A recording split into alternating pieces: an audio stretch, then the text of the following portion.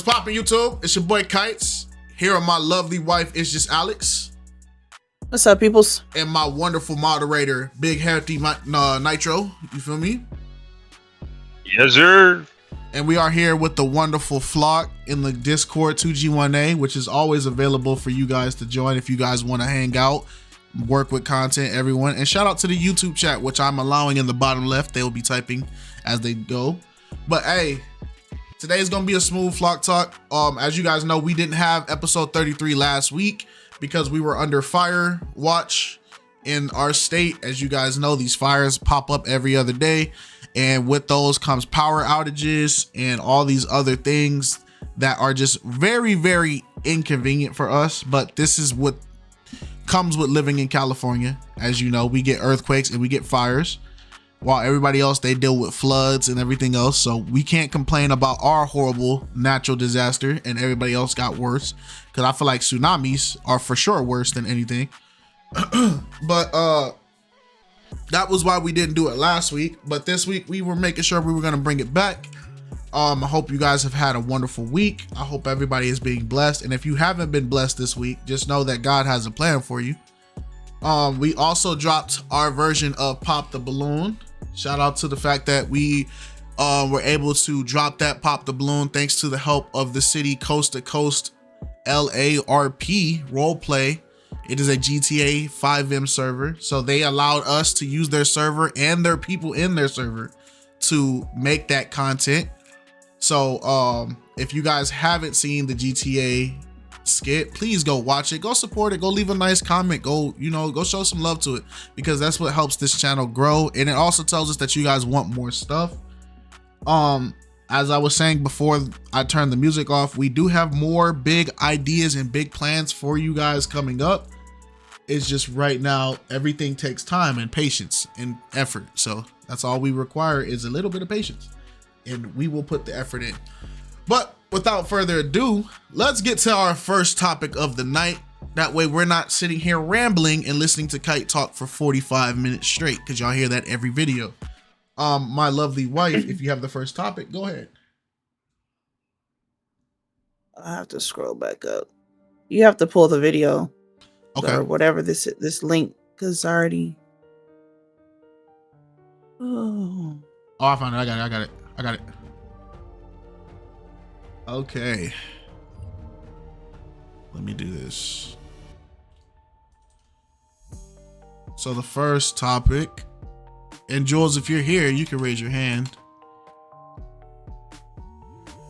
Okay, first topic. A Texas woman arrested for marrying her ex-boyfriend without his knowledge after breakup. She held a ceremony with the pastor and obtained a marriage license. how the freak she do that? Okay. Till felony do us part. A Texas woman secretly marries her ex, drops off a gift bag of Bath and Body Works. Beverly Hills, Texas. A Texas woman just redefined unhealthy attachment. Kristen Mary Spearman, 36, allegedly married her ex-boyfriend without his consent or presence, then dropped off the surprise like a wedding announcement in a Bath and Body Works bag. Inside the bag was a photo of her proudly holding their marriage certificate, a certified embossed copy of their marriage license, and some regret scented lotion. Dang. The ex returned home on June 13th and called the police, understandably freaked out. Turns out Spearman had convinced a local reverend to sign the license and filed it with the county. All without the groom-to-be slightest clue. Now she's facing felony stalking charges she's out on bond and under protective order. As for the reverend, he's cooperating and deeply remorseful. No, you need to lose your license. Probably rethinking his whole officiating side hustle. Yes, that's exactly why somebody would do that. This is a side hustle to them. Police say their focus is keeping things from escalating. Good call. This sounds like the kind of wedding that ends with a "you may now freak out the groom." I don't know who wrote that last part. That was kind of corny. But I'm not sure what the topic would be from that. So if it's just everybody, Jules, if Jules is here, what would be the topic for this? Are we just talking about this in general? Because honestly, first off, this is a crime. Like it should be very obvious. This is a crime. And I'm glad she's facing felony charges because it's like, one, that pastor needs to get his whole license revoked too, because the whole point of you being a pastor is you're supposed to be operating under the order of God. God would not allow you to marry somebody without their consent and without them even being there, because you're initially signing a oath to God without the person being there to sign off on the oath. So he needs to lose his license immediately, because it's like, you've already demonstrated that you'll do anything. Because what could she have said to you to convince you to do that?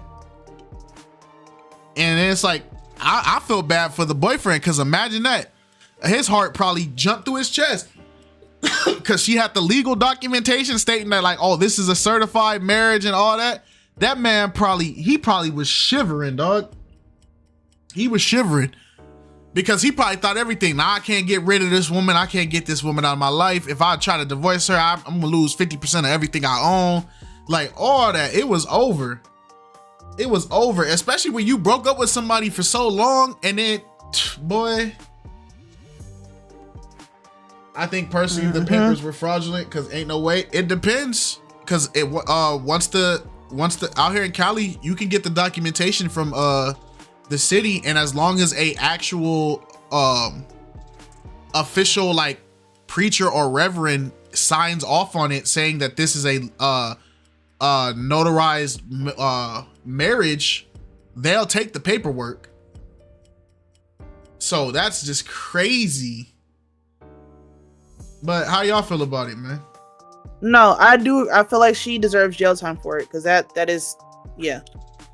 You're marrying someone against their will and without their knowledge, for one, and two, you're doing it in a way that is not justifiable or allowed within the law itself.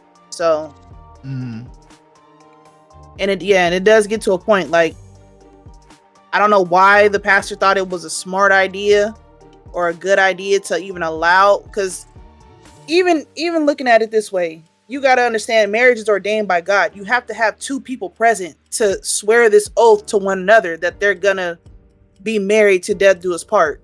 So it's like, she just went randomly to a church, got a marriage license, a marriage certificate, without her partner being there, and now she gains the benefits of the legal benefits of being somebody's wife, which there are many legal benefits of being somebody's wife as opposed to being somebody's girlfriend, even if they are incarcerated. Yeah, that's just me. She knew what she was doing. She was doing this on petty time, and she said, since she sent a regret scented lotion. How you feel? You'll say that again? It says she sent him a regret scented lotion, like from Bath and Body Works, from like the little regret collections. Yo, so my thoughts on it, it's all wrong, but I'm laughing because she pulled it off. You know what I'm saying? Like, you know those side missions in GTA? those weird side missions, hey, do this, do that. Yeah. Yeah, that's what that sounds like. Those random side missions in GTA. And she got away with it. Well, she thought she got away with it. Yeah. Well, yeah, like, of course, deserved jail time. What was it? A pastor or a priest? Sorry? He was a reverend. Yeah, pastor. Yeah. Reverend, yeah. Like, he needs to lose all of that. Like, all of that you guys just said. But it's one of those things where you just take life and you just laugh at it sometimes. Like, how was this person able to even pull it off? But then when you have someone that's a reverend, it makes sense. But I mean, she had to forge signatures, get the okay from him. So now if this guy even tries to do anything to divorce it, the man's going to lose probably not even just 50% of his stuff, even more. He would have to prove that all of this was happening. But, she got caught at the end of the day, so it's all good, I guess, right? Yeah. Right. Malik said, at least send me some mahogany black teak wood. Hey, teak wood, it's a fire collection, man. Nah, but hey, all right, Flock. Y'all can raise your hand and give us your opinions on it. Squaw, you up first. Hey, y'all, can you hear me? Yes. Yes, ma'am. Yes, ma'am. Okay, just wanted to make sure I'm trying to do something different, and I'm not good with technology. So I'm being grown tonight. But I just wanted to say, I'm not gonna keep you. I just want to say this is this is outright dumb. This is funny in a way because is this what we're doing now? This what we're allowing? How is this even possible? I can't even go to McDonald's and get an extra barbecue sauce. So I mean, how is something like this even possible? To even the marriage license, the ceremony, how? I don't get it. But that's all I wanted to say. Right. Right. Shout out Squad Squad Princess. is funny. She said, I can't even get an extra barbecue sauce. Nah, they be taxing out here. I ain't gonna lie. Go ahead, Key. It's $1. Hey, everybody. Yes, I Hey. hope you felt that when Squaw said can't even get an extra barbecue sauce. I was like so sad, so devastated. But yeah, I mean, like, that sounds extreme. Like, I mean, I've heard of, shotgun weddings in the past. Do I say in GTA here? I think so. I guess so. Shotgun wedding should be fun. Okay, cool. I've heard of those in the past, but they were for a specific reason. I guess I don't know. It just sounds like desperation a little bit.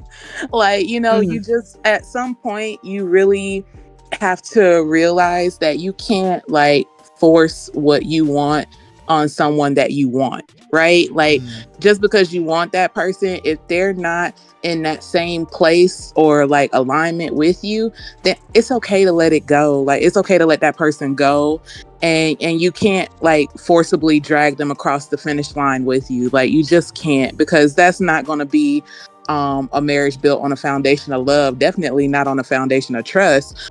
So what's the point in keeping it? It's already built on shaky ground. So I mean, if it's true, I heard the allegedly's up in there. If it's true, then W for creativity, and W for taking advantage of that 3 for $3 Bath and Body Works deal. I know about that. That's how I be smelling good all the time, but definitely a L for execution, sis, because that's on par with identity theft. Okay, like, no, just stop. No, not the New York is riled up over some Bath and Body Works. Is that how y'all move? Yeah. Buddy said, the mahogany teak wood. I bought that as a gift for my for some of my male buddies for their birthdays and stuff. And they be like, "Yo, you got me smelling good, Keith. Thank you." And I'm like, "Yeah, it was a deal, son." So he said, "Man, listen, all right. Now I ain't gonna lie, bro. Bath and Body Works do got them fragrances, man. They do got it, man. So hey, no, that's real talk. Anybody else has something to say on this topic, or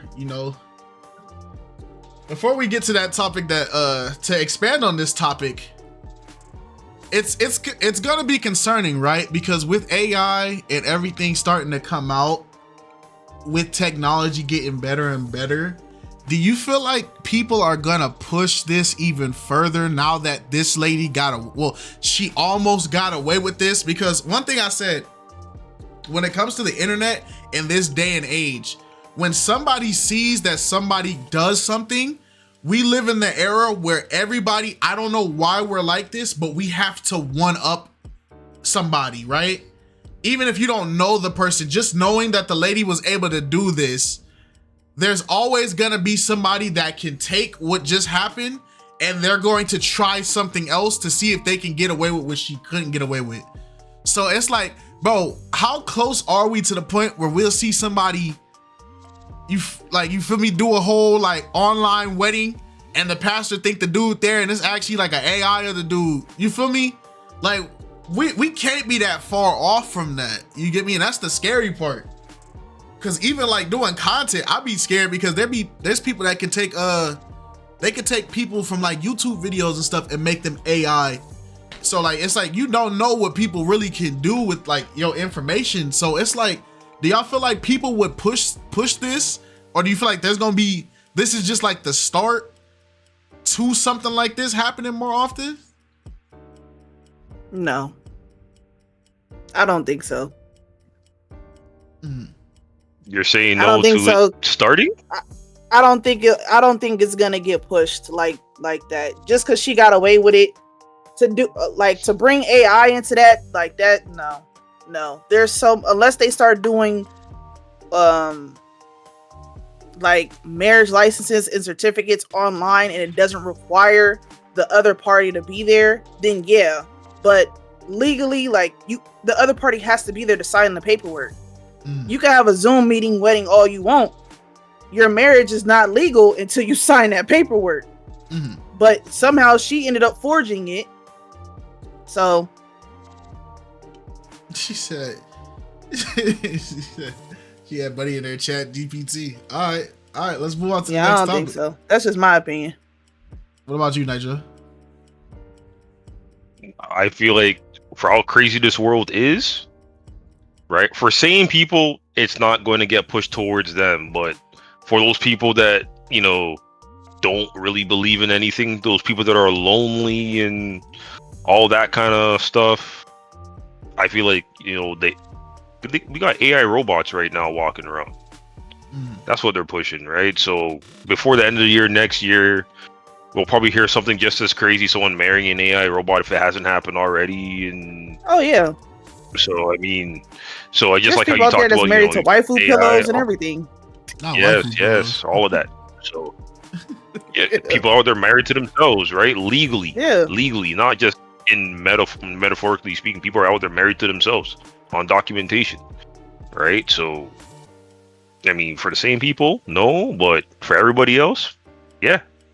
Hey, to add what to Nitro was saying, I want y'all to look up on YouTube. It was this guy. He cheated on his wife, or emotionally cheated on his wife with an AI. Oh, I know what you're talking about. Yeah. It's crazy. Nitro on a good point. Like, I'm like, bro, he emotionally cheated on his girl. Yeah, that go him right there. He like got her, yeah, honey, and it's weird. It's crazy, bro. Yeah. But yeah, it didn't get to that point. Yeah.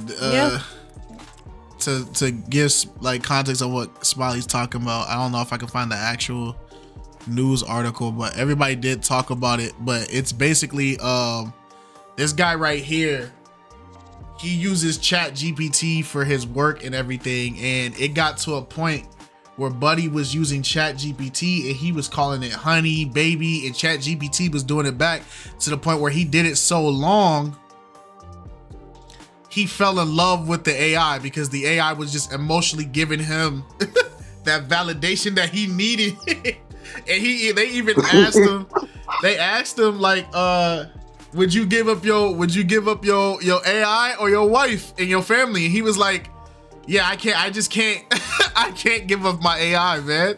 And he said this in front of the wife, and the wife just taking it like there's nothing she can say, man. So wait, is that a reason to divorce somebody though? Yes. Like, if we being real. Yes. Yes. That is 100% a perfect reason to divorce somebody. Because at the end of the day, it's like, bro, you can commit, like, look how strict the Bible is, right? The Bible even says, even just having the lustful desires of another man's wife, you've committed adultery. Even if you don't act on it, just having the idea of you doing it, you've committed adultery. You get what I'm saying? So it's like, bro, imagine you giving a whole AI your love, your affection, your attention. You feel me? Lord knows what he was having Chat GPT do, poor thing, I guess. Like, so it's like, yeah, 100%. You better get a divorce. You better. Yeah, because emotionally cheating is still cheating. Yes, and it's just as dangerous. And people don't understand that one. All right, let's get to this next topic that Alex brought up. Is there a video that comes with the topic, or is we just talking off? No, this is L Dragon's topic. Okay, L Dragon, if you want to come up and bring up and talk about your topic, now is the time. Otherwise, we can just go off of what was typed. Completely your choice.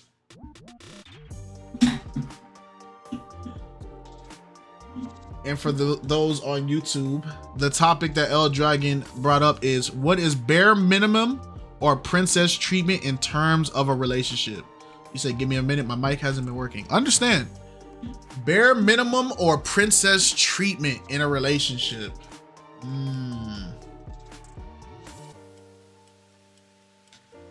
So I've been, you know, it's funny. I've been seeing that trend.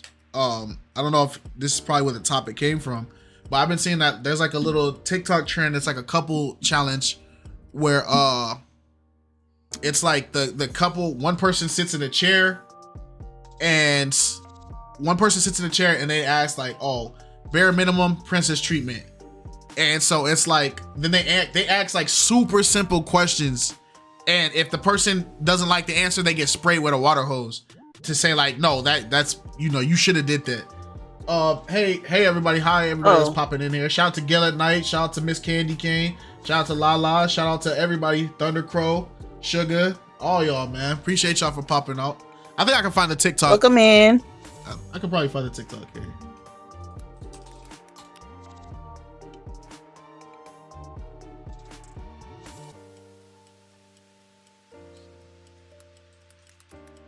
That way I can give you guys a little example of what it is.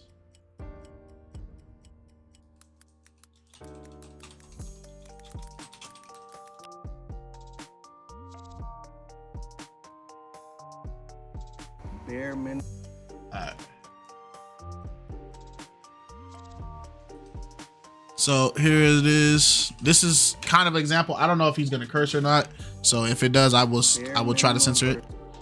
So basically the trend is couples, you sit in the chair, and they ask each other questions. Like for the vice versa for this one, is guys will ask bare minimum or king treatment, right? So bare minimum meaning that this is something that you should be doing no matter what, you automatically are required to do better. And then king treatment is like, all right, this is not something that I'm required to do in the relationship, but I do it because, you know, I love you type energy. So this is just, this is what's the trend is going on right now. First princess treatment. Remembering her birthday, bare minimum. Okay. I know that's right. Opening the door for her. That's princess treatment. No, that is bare minimum. Opening the door for me is bare minimum. Let's go. Back to work. Buying flowers just because. Oh. That's princess treatment. Why you flinching? That's princess treatment. Why you flinching? No, that's bare minimum. Bro. Just because though, that's princess Right. treatment. No, it's not. He remembers your Starbucks order, bare minimum. Okay. He books a massage for you because you said you've been stressed. That's princess. It's not no princess treatment. You didn't even Oh get a my finish gosh. sentence. I can't even read it no Get more. it together, babe. Look at the paper. He opens the car door every time. Bare minimum. Now you getting it. He plans a full date without asking what you want to do. Bare minimum. Okay, you getting it now. Listening when I It's talk like training a dog. about my day, even if you don't understand it. That's bare minimum. Okay, y'all. How to train your man. Surprising me with a trip. Bare minimum. Yeah. He cooks for you. Bare minimum. Right. He texts you good morning every day. That's princess treatment because we live with each other. Bro, getting her just because gifts. That's princess treatment. Come on, get it together. You know, I thought we was going All right, somewhere. all right. Lock in. He says I love you every day. Bare minimum. Yeah. He remembers your period and brings you snacks. Bare minimum. Yeah. Always get a glass of water before bed. Bare minimum. Yeah. Oh. So yeah, that's the current trend right now. Like it's funny because like as I watched the trend online, I was just like, yeah, this is just like whatever. Like it's just another goofy trend. But the thing is, like, there are multiple people doing this trend, and some of them don't feel like they're like, I don't know. I could feel like she's joking because to say like, he gotta buy you flowers randomly every time you just want flowers is like, girl, I'm trying to provide for you. It's like the flowers is a gift, man. If I'm giving the gift every day, it's no longer a gift. It's becoming a job. And once it starts becoming a job, I don't care for it. So the flowers is not gonna have no value. I'm gonna just be giving you stuff.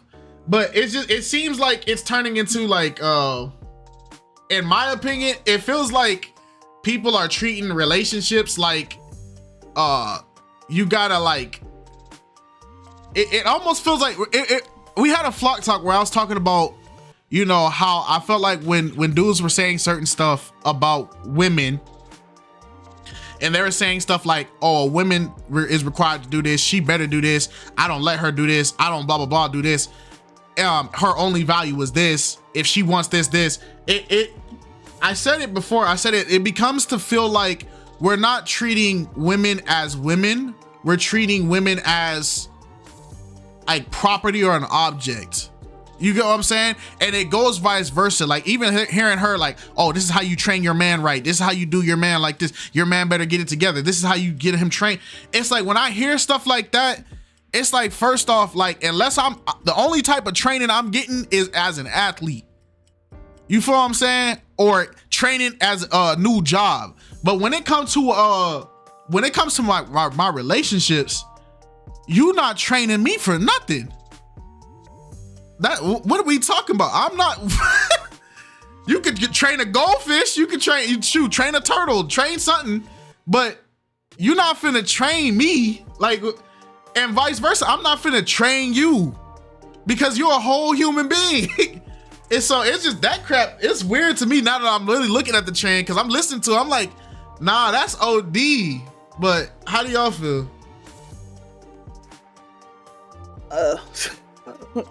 I mean, even though it is supposed to be a trend in like terms of fun and all that other kind of stuff, I think it's very important to pay attention to what the conversation surrounding this thing is, because this may be a joke for some people, but for a lot of people, they really feel like these are the bare minimum prerequisites to be in a relationship. And I feel like when people use the term bare minimum, it's like, yeah, they're overdoing it. It's like saying, I don't know. It's like saying like you're giving out all these expectations and standards that are fleeting, that you fluctuate in between depending on the person that you're dealing with.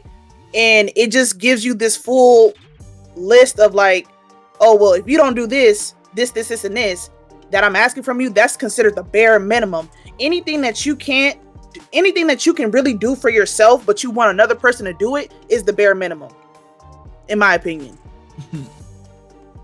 She said, memorize my Starbucks order is a bare minimum. It's like, what? That's a requirement? I mean, I get it in the aspect of like, that's so specific. Like, you feel what I'm saying? Like, I've memorized the stuff that like Alex likes eating, or the places Alex prefers to go, but that's just because it's what she's requested, and it's easier to just know those things, not because it's a bare minimum, because reality is bare minimum is if you hungry or you thirsty, we got it at home, eat it at home then. You feel what I'm saying? That's the bare minimum. You can go downstairs and eat, but it's like to know like your fast food orders and your Starbucks thing, first off, I'm not about to be sitting there, you wake up and like, oh, I had a long day, and then be like, all right, I guess I better go get you your triple espresso double shot with a coat of sugar and some milk honey tea. Like, I'm not thinking about none of that. It's like, all right, is you good? What do I need to do? But to have that on standby is crazy work, man. But Nigel, how you feel? So, do you want how I feel about like this video right here, or do you want how I feel in general about the discussion? It's whatever you feel like talking. Okay, so on the video, don't like it. Like you said, it's like the lady's trying to train this guy, which I don't rock with. I know it's the trend, but you know, I don't rock with it. But if we're realistically talking, I feel like there's not just two levels to it, like the bare minimum and then the princess treatment. I feel like there's three levels to it, right? The bare minimum being whatever it is that you do on a daily basis. right? Just the basic, like how Alex said, things that she could probably do herself. You're doing it for her just in day-to-day life, right? Being with that person or being around that or near that person or anything like that. Now that middle level, right? It's like, okay, she had a long day. All right, let me, book her a massage, right? You remember the birthdays, you're setting aside time. The things that you did to be together, those are the things that you're doing, right? That's that middle level. Now that princess treatment, that's spoiling, right?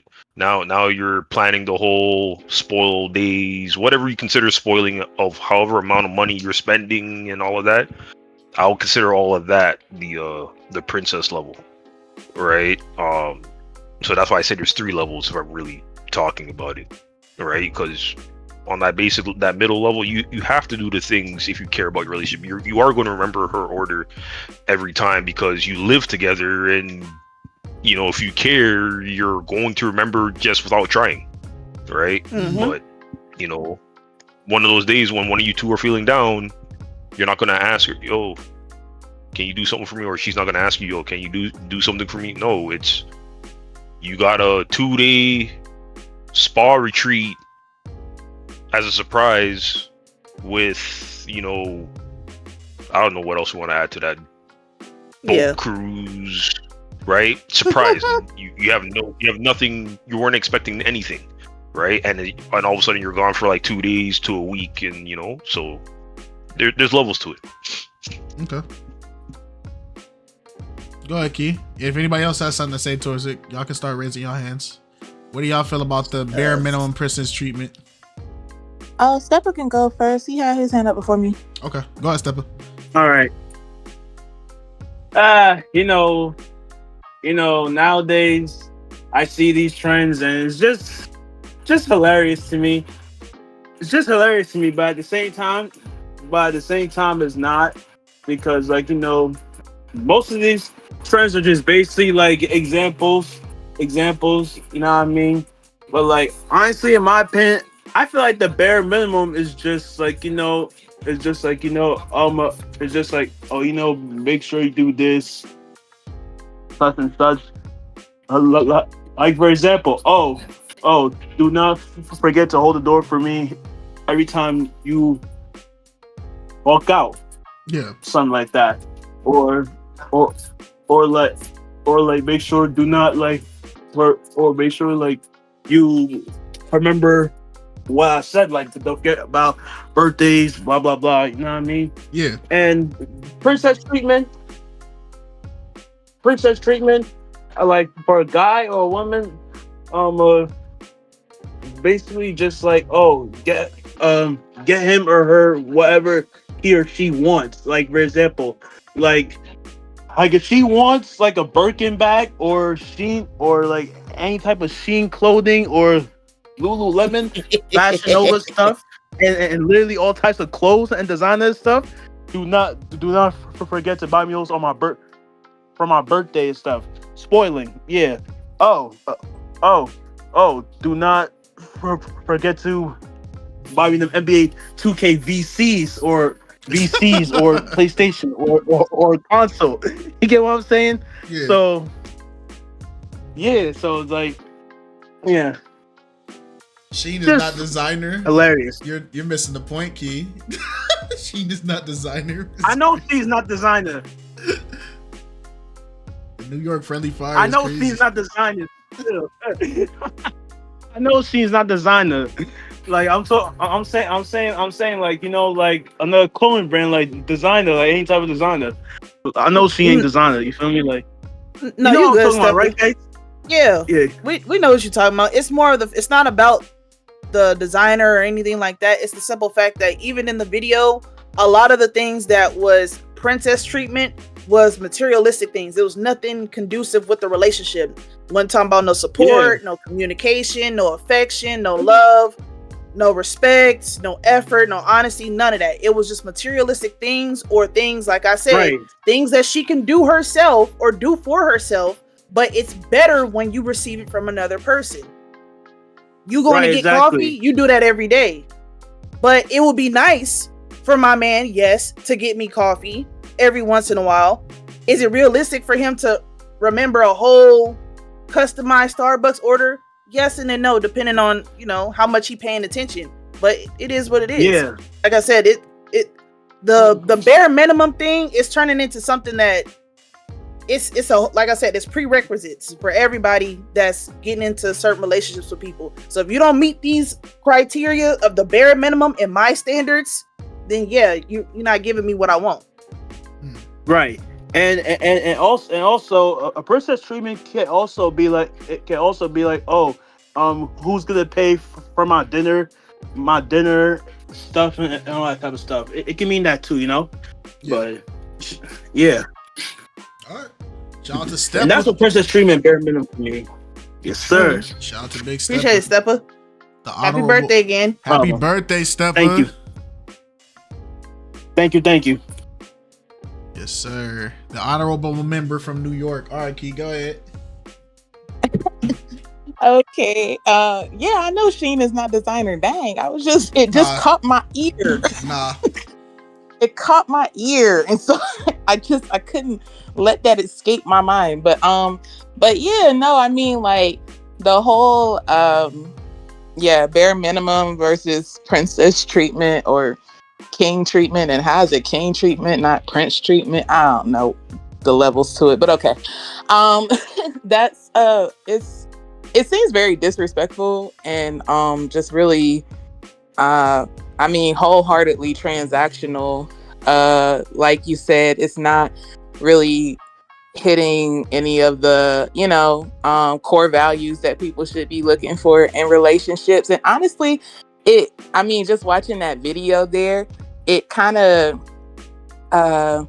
gamifies like actual care and consideration, right? Like you're kind of like gamifying someone actually genuinely caring and having consideration for you.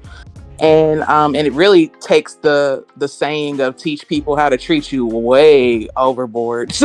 Yes. So I just, I don't know what to say. Like, it's honestly, I don't really be on TikTok like this. So all this stuff looks very foreign to me when I see it. Like people really out here doing stuff like, good job. Yeah, gotta protect my ear gate and my eye gate. But yeah, no, I mean, it looks very weird to me when I see stuff like this, and now it makes sense why dating is so cooked if people are really actually moving around like this with these type of unrealistic expectations. Like you want him to, remember your Starbucks order and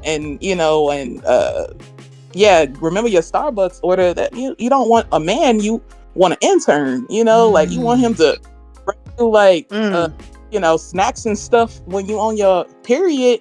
You don't want a man, you want a DoorDasher. Like, like you want him to I don't even know. I could go on and on with this, but it's like, where are we really going with this? Like, are we just not wanting to take care of ourselves? I mean, because really the care and love that you give to yourself, someone's going to pick up on that if they truly care about you. And they're going to want to care for you in that similar fashion. And so if you're not doing these things for yourself, like I wouldn't, I do agree that there are a lot of people out there that are expecting brownie points for bare minimum treatment. Like, oh, I didn't cheat. Well, yeah, if we monogamous, you're not supposed to cheat. What are you talking about? No, that's facts. You want that's brownie facts. points for that? That doesn't make sense, but you definitely, but at the same time, like, if you have self-love for yourself, if you are taking care of yourself in this similar fashion, someone's going to pick up on that and they're going to want to care for you in that same way. They want to provide that same level of lifestyle that you're already accustomed to. But when you take the genuineness away and just their being able to do that of their own volition, then it makes it makes the whole action hollow. It makes it like, El Dragon was saying in the comment, it's a job at that point, and people get burnt out from their jobs. And so what do you think that's going to lead to when they burnt out on you? Right. Nah, Key up here talking her talk. See, this the key we do like, man. This the key that we value, man. This right here, that's the good key. We don't like the other key, man. Freaked out key, man. You can stay over there. Stay over there, man. That's the key. That's the key that I'll allow in Cali. The other key, you getting jumped on sight, man. But you know, shout out to her, man. She made a great take, man. Monet, talk your talk. How you feel about this topic, Monet? Yellow.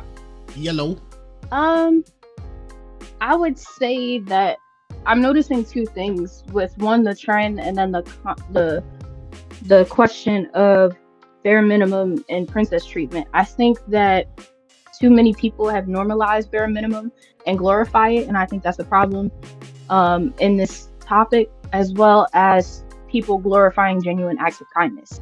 And and it's going to connect. It's going to connect because I see you guys pause. It's going to connect. So just give me a second.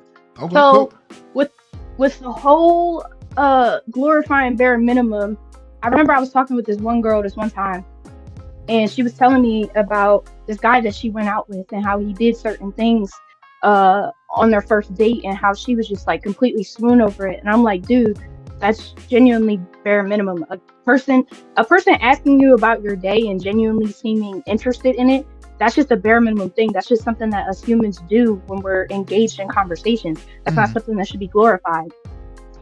But when people go through certain things, when they even notice like one speck of good, it's automatically praised and it's automatically glorified. So that's another thing as to why I think like the whole trend, when they get hosed on certain things, is this bare minimum or princess treatment or vice versa, things of that. That's what I think that's a problem with certain people, and that's why they hose their partner, because they're so used to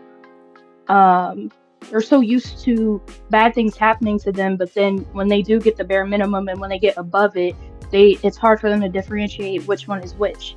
And with the genuine acts of kindness part, like say hypothetically I had a man and my lunch break is coming up and I get a text that says come outside and he brought me lunch because I either forgot or he just wanted to. That is a genuine act of kindness. Of course, I'm going to appreciate it because he took the time out of his day to go drive and get me food, something I liked, to then come to my job, however far that was, and give me lunch so I could have something. That's a genuine act of kindness. Right. And he do that because he loves me and because he cares for me. That's not a princess treatment thing. That's just a I'm doing this because I care for you. I'm doing this because this is a genuine and kind thing to do. So I think when it comes to performing certain acts in a relationship, I think we have to have our eyes, tailored to, is this just a bare minimum or is this just a genuine act of kindness? That's all I gotta say. So you feel like princess treatment. So do you feel like it's kind of like you said, like how Nitro broke it down, where there's levels to it, where it's like genuine. What was your 3 levels, Nitro? You said it was bare minimum. Bare minimum, and then like the everyday kind of stuff where you guys remember each other's orders because you care, right? And you remember those things without even trying, so you can word that how you want, as like that middle level of things that you're doing because there's one that you have to do, and then it's mixed in with also the because you care. So you're doing the things you have to do, you're doing the things because you care, right? And then you start doing the surprises of like, and then it goes to that princess treatment where you start spoiling like the spa days, the week-long trips, and and even then, that's stretching it. If you guys are doing those things for each other, right? You can kind of blend that stuff into, that middle level because you guys care. But that if it's just that third level, like how people say, it becomes transactional and things like that. So are you saying essentially, Monet, that because I get what you're saying, and I get what you're saying 100% about the, we're glorifying basic things, and we're putting those on the scale of princess treatment, when it's like some of these basic things that are getting glorified in dating now are stuff that should have been basic gentleman behaviors in dates, gentlewoman behaviors in dates to begin with. So do you feel like there's 3 levels, or do you feel like princess treatment just doesn't exist? That's just, you feel me? Like what? Okay, as far as the whole princess treatment doesn't exist, I would say I feel as though it exists to some, but to me, I don't see it that way because I feel as though that if I'm deciding to go above and beyond to do something for you because of how much I love and I care for you, I don't think that necessarily requires a genre of treatment. Aside from the fact that it's just a simple act of kindness. Like, I'll give an example. My papa had the same wallet for like 20 plus years, and that thing was falling apart, but it was only holding on to, faith and, him putting it in his pocket very nicely. So randomly, I'm just out shopping and I remember it. I'm like, hey, this wallet seems pretty nice. And I'm like, wait, my pop-up needs a new wallet. So let me get this for him because he needs it. Like, this is something that will help him out, and this is something that will put a smile on his face. And I just happened to come across a wallet. So I purchased this wallet and then I give it to him on a random time, just realizing that, okay, this can help him out. This would be something nice. This would be something to put a smile on his face. And I just do it because I don't feel as though I gave him, top tier pop treatment. I feel as though I did something, really kind for him. So in my opinion, I don't think like princess treatment, king treatment, I don't think that really exists. I think that if you just choose to go above and beyond to do something for a person, you're just doing that out of the genuine love and kindness of your heart. Okay, so I feel like this is where we're kind of not saying like we're going in like a wrong direction. I think it's I can see why you're getting that reasoning, and I think it's important to define essentially like what the expression princess treatment or prince treatment is, right? So but hold on, let me read this YouTube chat. Layla said princess treatment does exist, Kite, but it is not exerted or demanded. It is upon that person. Also, the princess treatment is subjective. Princess treatment is reciprocal. To receive that kind of treatment, it must already be reciprocated to him. There is a such thing as kingly treatment as well. So when people are genuinely talking about princess treatment, right? Princess treatment is basically treatment that you give to somebody that is unnecessary. It's not necessary for them to have it, but because you do it, it puts that person on like a glorified scale, right? So for instance, right, if I buy Alex her car right now, I buy Alex a brand new car, bam. Hey, babe, this is your car. Use it for work, use it for errands, whatever, right? But I just bought her car and I have somewhere to be.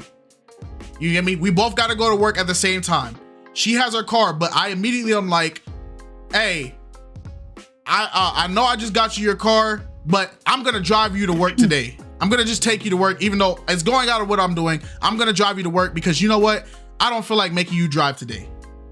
That's where princess treatment would be kind of considered, because I already gave her the bare minimum requirement that she has a car, she has transportation, and there's nothing wrong with her. She's completely able-bodied to do it.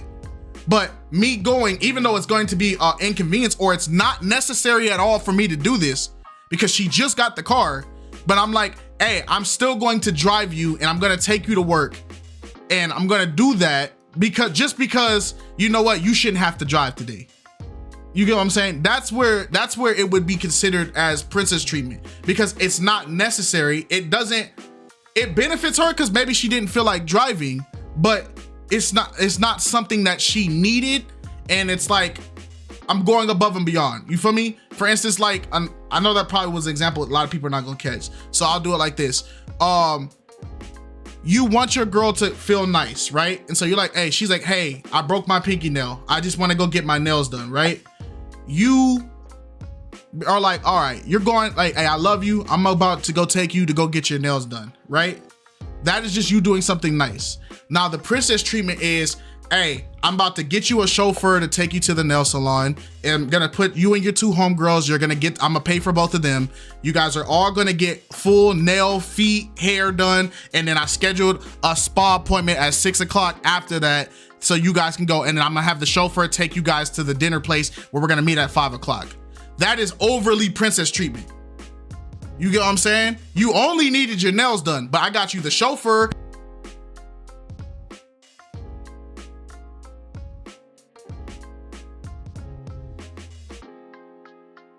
Did he cut? Did he hit his mic? I think you hit your mic. Oh. What part of that? What part of that did you guys not hear? The chauffeur. That's all I heard. Okay. So the example. So the example I said, right?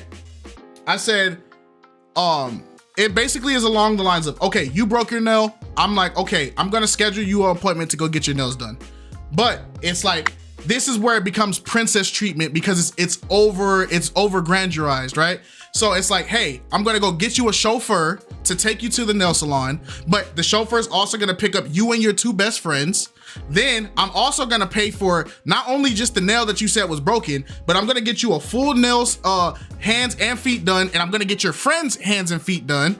And then that chauffeur is gonna take you guys over, once that appointment's over, to a spa, and all three of you guys are gonna get a full spa day. And then when 4 o'clock hits, that chauffeur is gonna take you and your friends to the restaurant I'm gonna meet you guys at, and I'm paying for your dinner. You get me? That's princess treatment. All you needed was your nail done, but I got your homie's nail done. I got your homie, you and your homegirl's spa day, and I'm taking y'all all out to dinner. Like, that's over, you feel me? That's over levels of care and attention that is required, because all you required was your nail to be done. You get what I'm saying? So that when people are saying like, oh, princess treatment, oh, Alex put a definition. Princess treatment refers to being treated with a high level of care, attention, and affection, much like how princesses might be pampered in a fairy tale. You get what I'm saying? So princess treatment exists because there are dudes that do it. You gotta read the rest of it.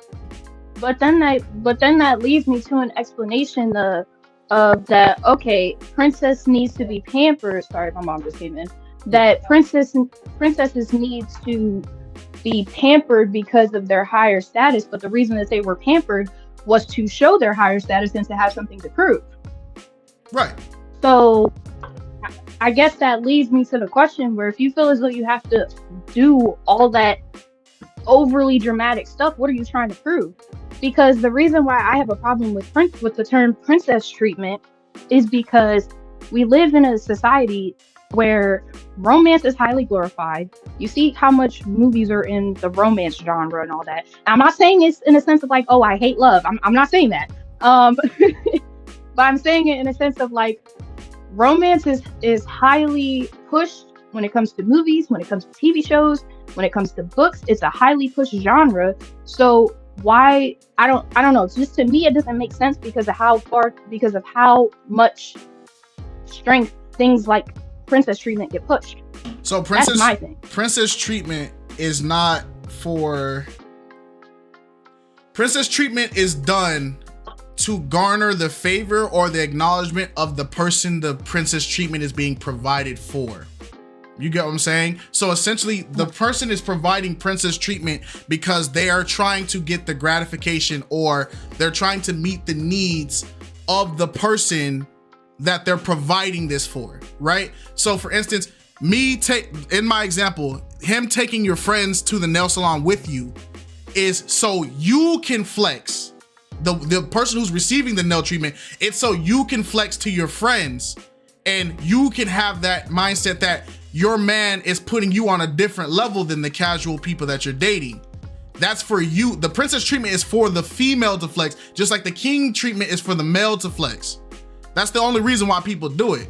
So by doing that princess treatment for you, you're able to show your friends, oh, look what my man just did. Look what my man just paid for. Look, it makes you feel, the person receiving the treatment, it makes them feel like their value and their worth is on a higher scale. That's why people do it. But by doing that, the person who's providing the princess treatment, he gets the benefit of it because now that I've made you feel like $1 million, maybe you'll reciprocate that feeling towards my needs. That's why people do it. Am I making sense? Mm-hmm. Yeah, so then wouldn't that just be an exchange for something? Wouldn't that just mean that it's just an exchange and there's not really any love and care in that relationship? Because I hear what you're saying, and with the example that you provided, it's providing more clarity. But to me, that just sounds like you're putting yourself in a hierarchy against other relationships so you have something to brag about, which Well, I don't that's think the whole. Yeah, no, that's literally cool. the point. That's why it's princess treatment, king treatment. That's hierarchy. Those are hierarchy status treatments. You get what I'm saying? A homeless guy is not. But then. Oh, go ahead. No, go ahead. Yeah, a homeless guy is not gonna receive king I'm treatment. still formulating my question. You get me? So it's like king treatment is a male counterpart to being princess treatment. It means being loved, respected, and cared for in a way that makes a man feel valued, honored, and appreciated like royalty. It is not about ego or being served. It's about being uplifted, supported, and emotionally safe while still providing respected as a leader, protector, or provider in his own right. Now that is the definition of it. And I feel like that's perfectly fine. I feel like my examples I'm providing is more associated to the modern usages of it. That's what I'm saying. The definitions are cool, but you guys, like we can take these definitions and put these definitions on TikTok. That's not what people are talking about. You get what I'm saying? Even though we can agree that is, but the trend in how people are treating in the dating, we got to remember the words get skewed, they get changed, they get interpreted so many different ways. Even though I agree with that definition, I feel like that's perfect. That's not how people are deeming it in that. They're deeming it as king treatment means giving me overly things that I desire. You get what I'm saying? Yeah. Yeah, that's, yeah. So yeah. All right. Yeah, I see what you're saying. It's just like, I don't know, when it comes to dating and when it comes to certain terms, I feel like it's just my personal opinion. I feel like we make up certain things or add certain definitions to a lot of words in a way that it benefits society as a whole, in the sense of like we're just creating a false reality of certain things. Well, yeah. Like we're making small things that are just, you know, a basic human task or a basic act of kindness into, oh yeah, well my man gives me princess treatment all the time because he decides that he wants to give me Starbucks all the time. Nah, he's just doing that because he loves you. Like that's not, like that's what I feel like we're doing. That's what I feel like we're doing. So that's why how I believe is that princess treatment doesn't really exist. It's just a way for society to idolize have a people. hierarchy over other. Exactly. Yeah. That's my take on it. So yeah, we're basically saying that we're saying the same thing. So the whole point is princess treatment is that, right? But it's like how I said with the car example, right? I love Alex. I got her a car. That way she doesn't have to walk or take a bus or go to work. I got her the car for that. That's me giving love. Now, in the aspect of its princess treatment, I got her the car, but I also got her a chauffeur because I don't want her to, you know, hurt her hands driving that rugged, monstrous car. You get me? Now I've overdone it. You get what I'm saying? Now you're really being treated like a princess. You're being chauffeured, even though I gave you the basic thing you needed. You get what I'm saying? yeah, But hey, shout out to you. good talk. All right, Squaw. Squad, go ahead.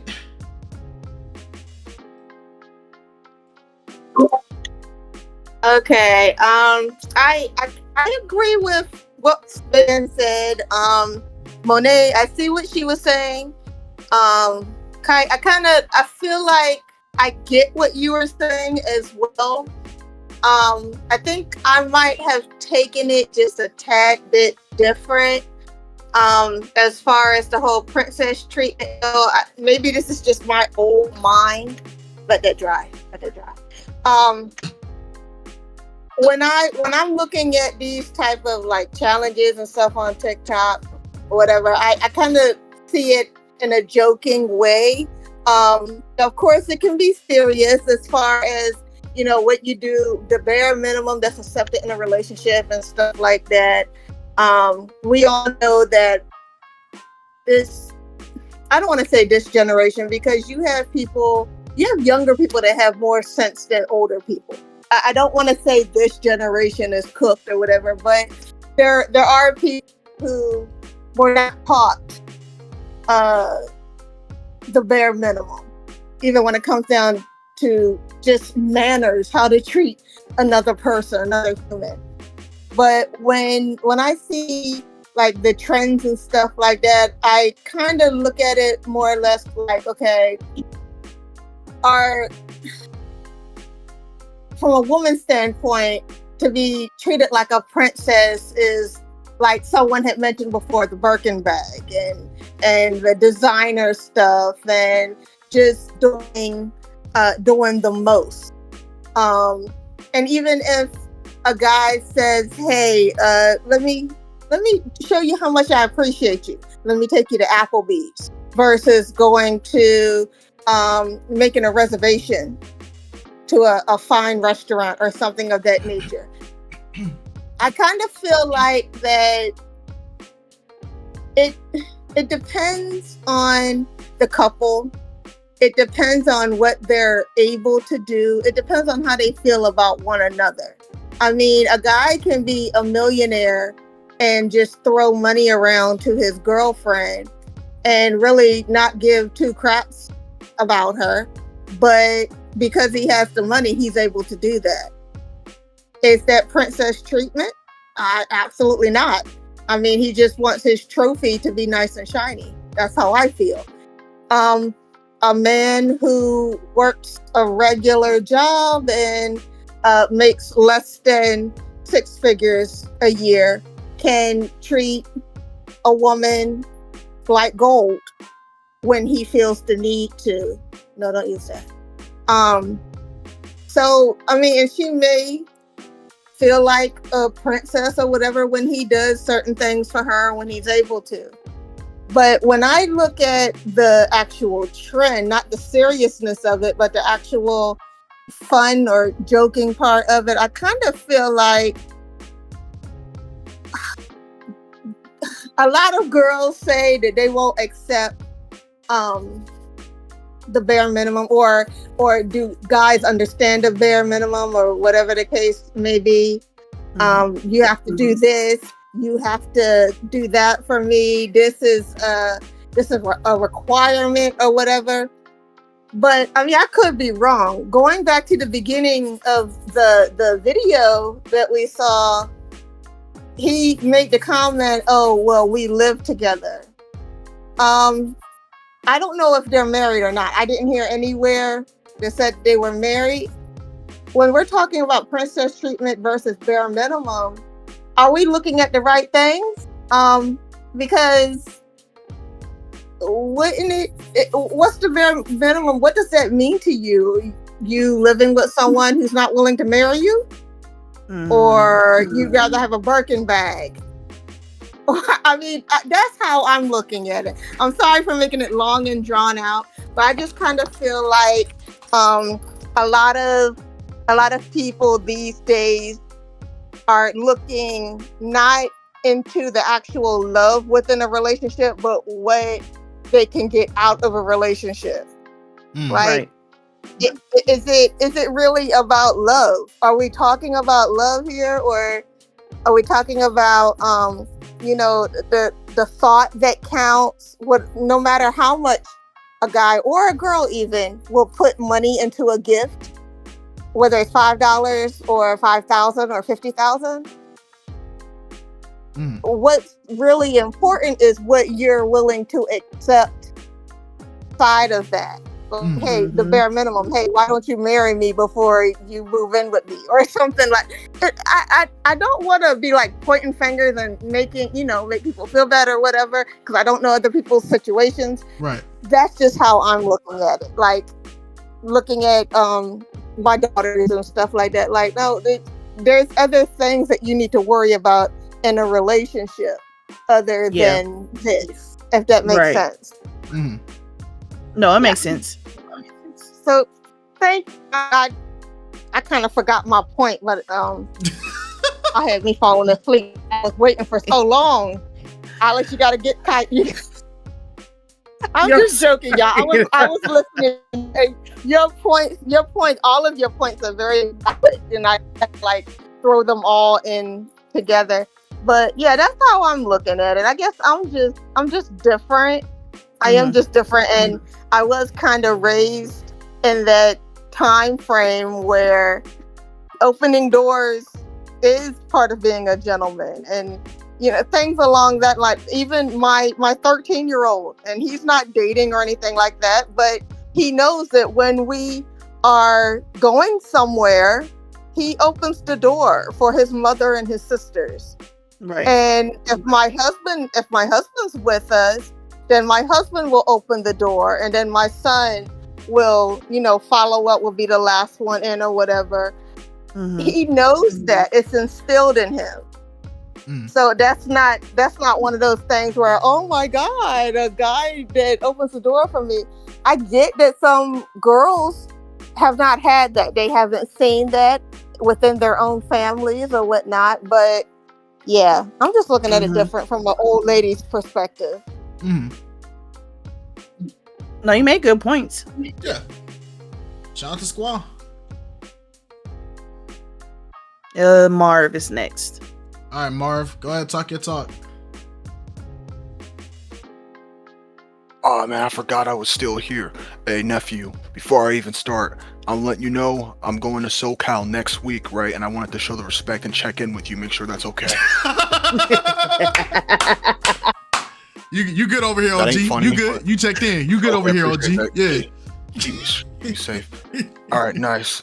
He said, "Keep Now- it safe."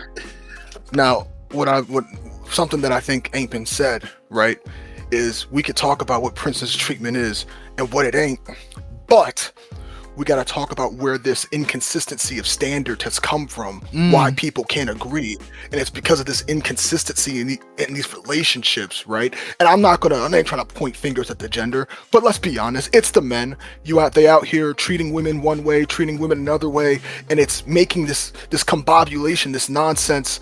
These theories, you got women thinking getting McDonald's, that's princess treatment. You got people thinking going to Ruth Chris is the bare minimum. It ain't right. So as men, what we gotta do is be consistent in how we treat our queens. No more of that situationships. No more being vague. Be direct. You keep your courting on a consistent level like it used to be. And I think we can get to the issue. I think we can solve it. Anyway, nephew, have a nice one. Hey. God bless. Appreciate you, Unc.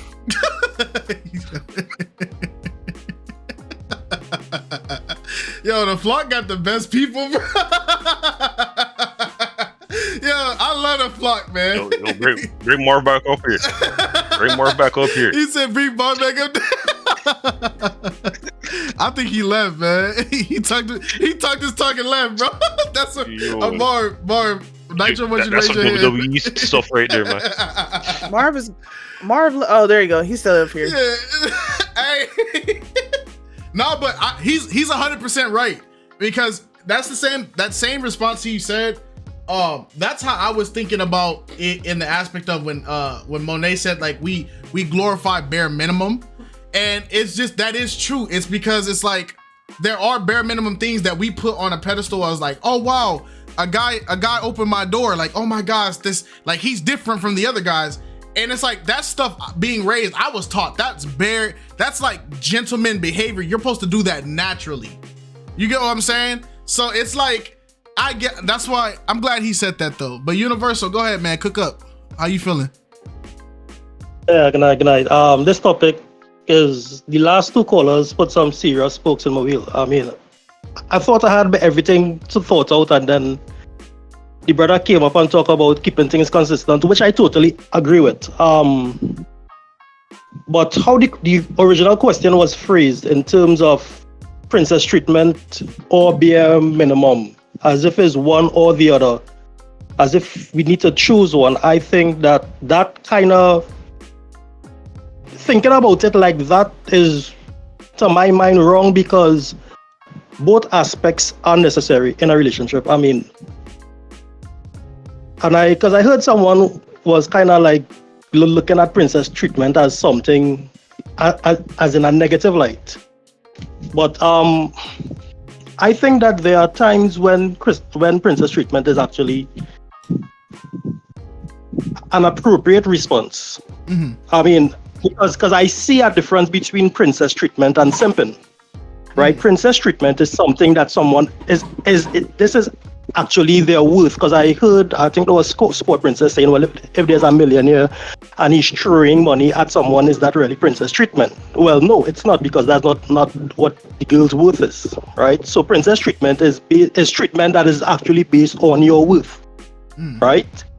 Now, if you treat someone beyond what they actually worth, then to my mind, that is just simping, right? So, but because you're in a relationship, I mean, there's 365 days in a year. So obviously, bare minimum should cover 60% of those 365 days. But there are times, birthdays, there are times, anniversaries, there are times, right? Special events when you do pull out the princess treatment. So I was agreeing with the fella, but when he said that you need to keep the relationship consistent, but I understand what he's saying, but it's a sort of dynamic consistency. It's not a static consistency, because there are times that to treat a woman like a princess, and at the same time not be simple. And there's a time where minimum is called for. So it's not like we choosing one or the other. I mean, for any good relationship, it has to be a combination of both. And just a mature person will know when the situation is called for and when princess treatment becomes simple, right? So it's not really an easy topic like black and white. It's not a binary discussion, but I would say that all elements in balance are required. Well, except for simping, both for princess treatment and bare minimum. Yeah, so that's my contribution. Okay, I get what you saying, Universal. I understand. All right, shout out Universal. Smiley. Hey, since Mar up here, I got a quote from Mar. So, do you think the reason why these ladies ain't used to the bare minimum is because they choose, and I keep on saying it, they choose the Pookie and Ray Ray. I call it the Pookie and Ray Ray effect. Is that the reason why, Mar? Or why do you think they blow everything out of proportion? And it could be a small detail. Like, oh, he bought me McDonald's.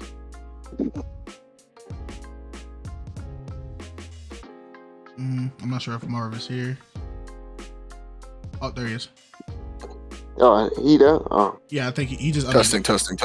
Yep. All right. Look, now a lot of men say this. You choose better. Why are you choosing these men who ain't doing this? You got to you have to understand. We know men. We know each other. A lot of these men ain't upfront with their intentions and are not direct with their intentions. These women, sometimes, I would even go as far as to say most of the time, have very little to work off of when meeting these men, right? So, being that puts a lot of power in the hands of the men who is trying to court her, sleep with her, marry her, whatever, right? To have to portray themselves a certain way. So I don't want to put the blame on women for that. I put the blame on men. I find that we are the more responsible party because we control how we treat women, but women can't control how we treat them, and they cannot always predict that accurately. Some of these men switch up. Some of these men are not consistent, and that's where this issue comes from. Right, but sometimes, Mar, you got to have them take personal responsibility on what choices that they decide to make. You know what I'm saying? If it look like a duck, quack like a duck, it is a duck. Sometimes your choices is just bad. You don't know, you ignore the signs early. You get what I'm saying, Mar? I can agree with that, and I done dealt with women who have told me their choices, and I'm like, you know what? Everything you telling me, it makes complete sense why you done met the men you did, right? But let's be honest, how many, as black people, how many of us are these pookies, these thugged out dudes? There's only so many of them. Most of these women, they're dealing with regular guys too. They ain't just dealing with Pookie and Ray Ray. They dealing with the warehouseman. They dealing with the IT guy. They dealing with the gas station worker. And a lot of them get those same results they would get if they was dealing with Pookie and Ray Ray. Right? And that's on us. We need to tell our brothers, check our brothers, let them know, hey, make sure you're good with these girls. You're consistent in one way. Because if these guys mess with these girls one way, now they don't know how to be a princess. They don't know what the bare minimum is. That messes it up for any man who might be in her future. And that's got to stop. I mean, I agree with you. I'm not disagreeing with you. I just feel like two things could be right at the same time. Like they can take personal responsibility, and then we do have to do better at courting. But you have to want to do that though. You can't. No woman can't force you to do that. You know what I'm saying? So that's all.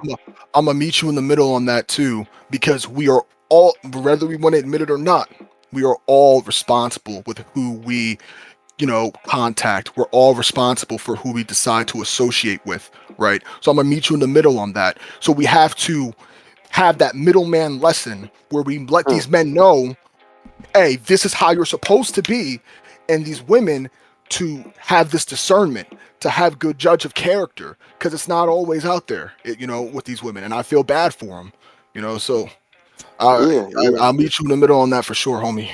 Yeah, for sure. Respect, most definitely. That was a good middle meet right there, 50-50. Okay. Hey. Who I won't meet on the middle on is Universal. Because Universal said something crazy, and I didn't really like how he said it. Like, oh, there's a certain way to treat one woman, there's a certain way to treat the other woman. Let me tell you something.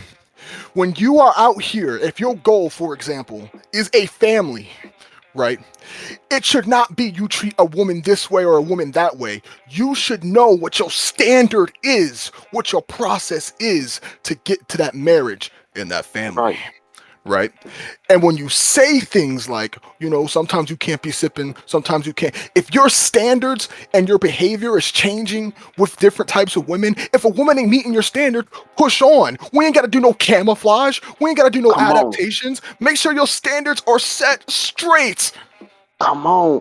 Be Don't be the problem. Don't be making me so mad, man. God I love it, guys. I love it. I love you, Marv. You my favorite member, man. I love you, Aunt. I love you. Where the frick has he been? I love you, man. Where has he been? Bro. Yo, legendary. We needed this. Where have you been? I be around. I think I talked to y'all like once in the past. Time zones be crazy. I just got back from overseas, so it was midnight. Y'all was doing this stuff back. Bro, for real, please come back. We need, since after what we need this, bro. I be seeing the highlights. I be skipping through on the streams on your channel. I just be like, wow, man. Like someone needs to say something to these people, man.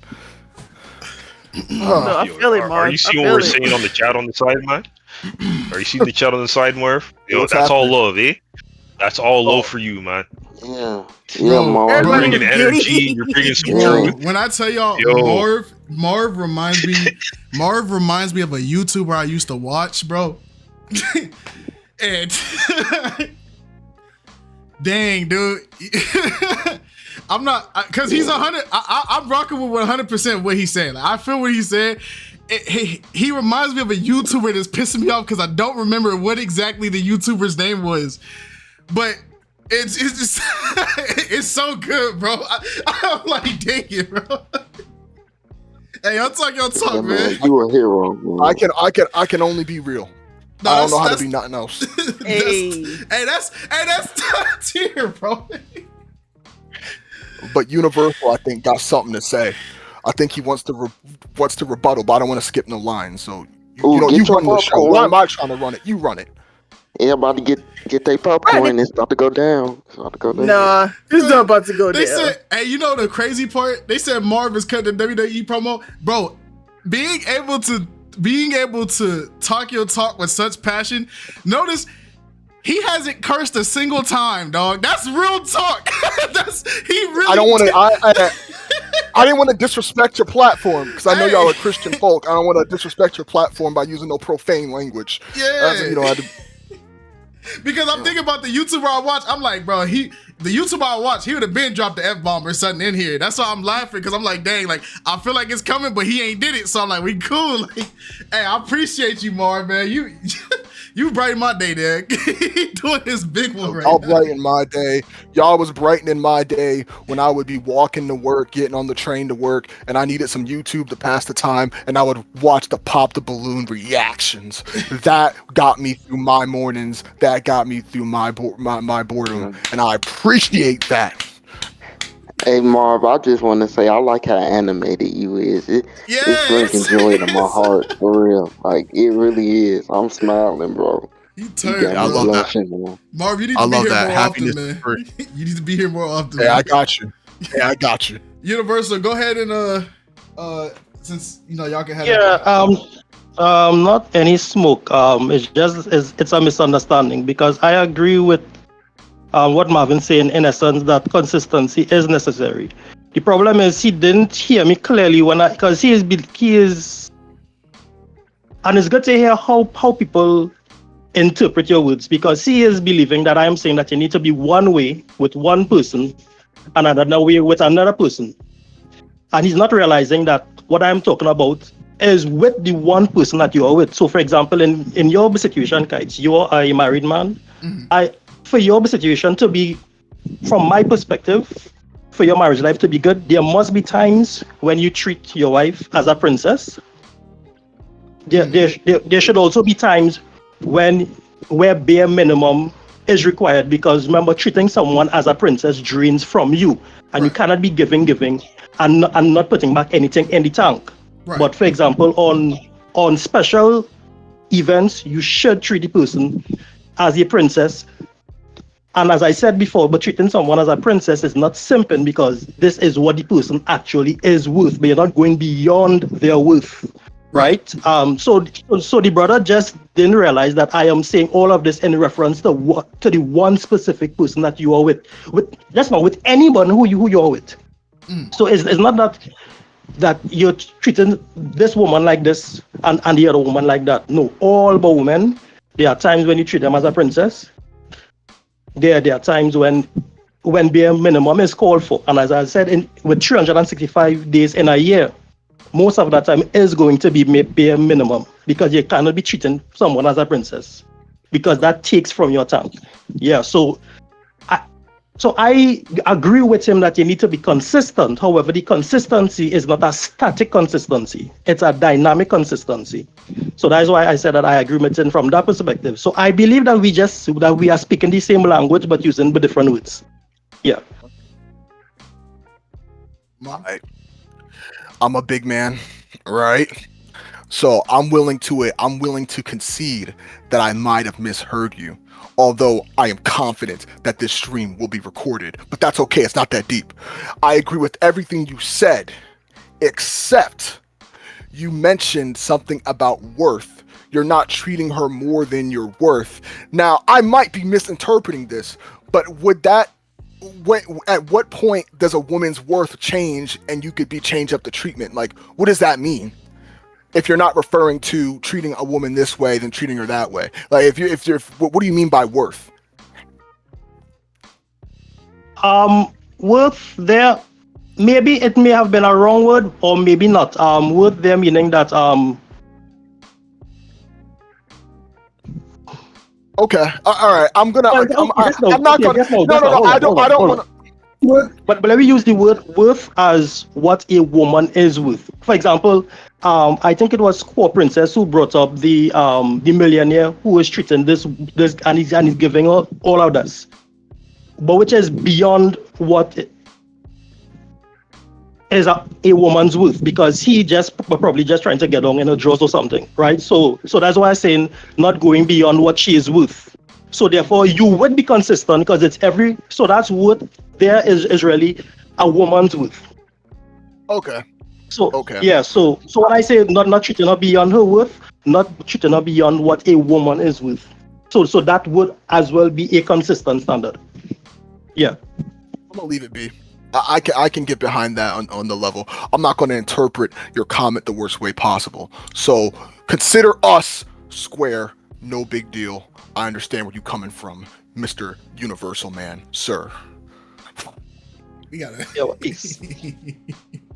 All right. Hey, I think Marv was in the military. No, Marv is like, bro. Oh, that's crazy. I was. I see it. I knew it, bro. I knew it. Bro, I knew it. Bro, I imagine Marv. Thank you for your like, service, brother. Marv is like sitting on top of like, he's on top of a mountain right now. He got like freaking the ocean waves clashing behind him, American flag flowing crazily.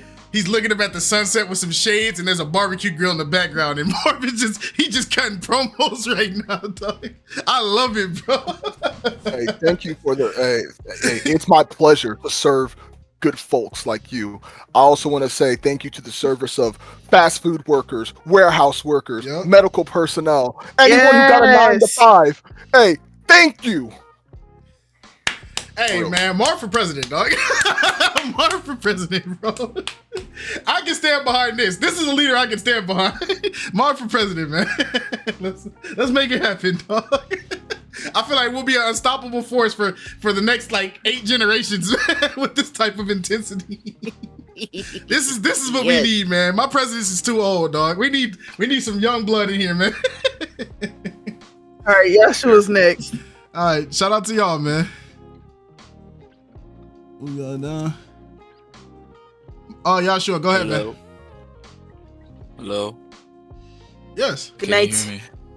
Yes, the voice. Good night, everyone. It's been a while since I've been here, but it's nice to be here now. I have a lot to say regarding this princess treatment, bare minimum. Where do I begin? All right, so based on the video that I just saw, I think the main thing stood out to me. It's almost as though the bare minimum is being used as a weapon against the man, as a way to show entitlement. Because bare minimum, based on my understanding, what I'm seeing, in your day-to-day life, it's just common courtesy. Most of the things she said, opening the door for you, those small things, that's bare minimum in the case of your everyday life. In the context of that, opening the door for people, it's based on how you're raised, right? But then again, the bare minimum, it's just a courtesy, meaning that people choose to do it. Not everyone does those things, and you're not entitled to do that. But when it comes to relationships, I find most women use the entitlement to say, you should give me that bare minimum. I'm not going to congratulate you for that. I'm not going to be thankful for that because I should already be getting that. I'm entitled to that, when that's not the case. As a matter of fact, that bare minimum, as I see it, becomes the foundation of any relationship, because it moves from being a common courtesy to a responsibility based on consistency. So that same bare minimum thing, you are now doing it consistently. You are now doing it as a way to please your partner or keep the relationship going. That bare minimum then becomes princess treatment if you think about it. Because let's turn to the Bible. Men should love their wives as Jesus loved the church. And the women should be the bride, just like how the church is the bride of Christ. The church submits to Jesus, the women submit to the men.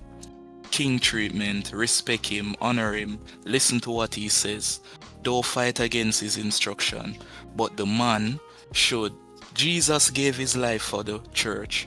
He died for the church. He gave his everything to the church. The church didn't have to do anything. While we were sinners, Jesus died for us. So in that context, princess treatment is basically doing things for your partner so that they don't have to do anything. They don't have to work, they don't have to worry. They're just there sitting on their throne getting all the love. That bare minimum becomes the princess treatment. And then anything beyond that gets the princess treatment as well. And that's how it should be. Because men are the leader, men are made stronger. And the woman is the helpmate based on the Bible. So the woman should help the man with what he does. But the man should bear the brunt of everything. So when I see the video when he says princess treatment to something that is deemed as bare minimum and she sprays him with the water, is like she's saying, I'm not gonna, take that. I'm not gonna commend you for that because I'm entitled to that. When no, in the context of the relationship, him doing that consistently then becomes princess treatment. Carrying you on dates without you having to ask. Knowing what you like, reading your mind essentially. Doing this for you, doing that for you. That's just how I see it. But I'm not sure if it's an American thing, a culture thing, where they view the terms princess treatment and bare minimum differently. I don't know. But based on my Christian background and my culture, it's not necessarily something different. It's just that in the context of outside a relationship, it's a bare minimum courtesy thing. But in a relationship, it's the foundation of the relationship. And then that same bare minimum becomes princess treatment because it's then catered to your partner specifically over a consistent period of time without them having to ask, without them having to think about it, or without them even have to thank you for it. So, listen, brother, nephew, hear me. Drop the entitlement, please. Nephew and nieces, drop the entitlement, please. Let me put on your accent. Nephew and nieces, please drop the entitlement. Drop the entitlement, okay? Let's leave these statements behind. These shaming tactics. These things that belittle men. Please. Let's just keep it how it is. Right? Men, love your wives like how Jesus loves the church.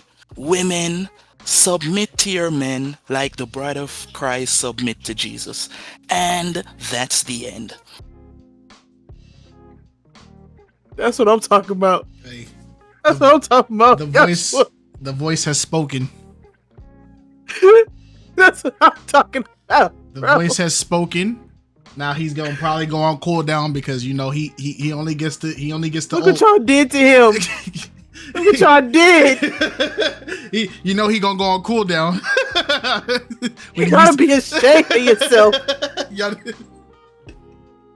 He was talking his tongue. You got him broke him.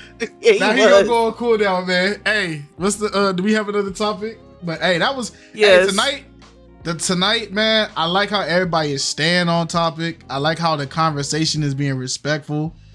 It's fun. This is how Flock Talk was supposed to be, man. That's how it is. He said, bro, you mean to tell me you could have been talking like this for months?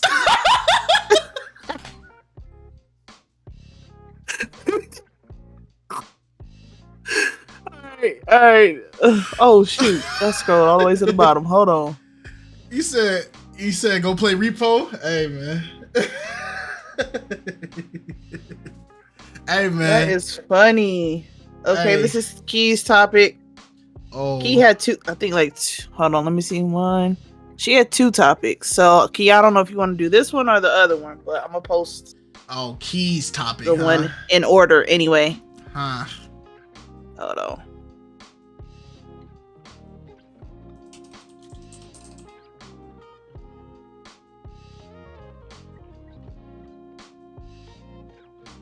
The key topic. You don't discriminate against Key. Who though? She banned. She banned from Cali. Alright. When does support become parenting dynamic in a relationship, and is potential in a partner enough to make it down the aisle? Let me post her other one so she can decide which one she want to talk about. Oh, Demetrius, what was your topic too? Because I mean, we're ahead of time right now. We're way ahead of time, man. Yeah, I'm trying to see. Hold on. We're ahead of time because people stayed on topic and didn't go into their own personal TED Talks. That's why we're ahead of time right now. That's Demetrius' topic? That one.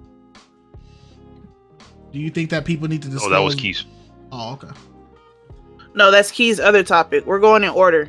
Okay, Going in order. Key, get your butt up here and decide which topic we doing, ma'am.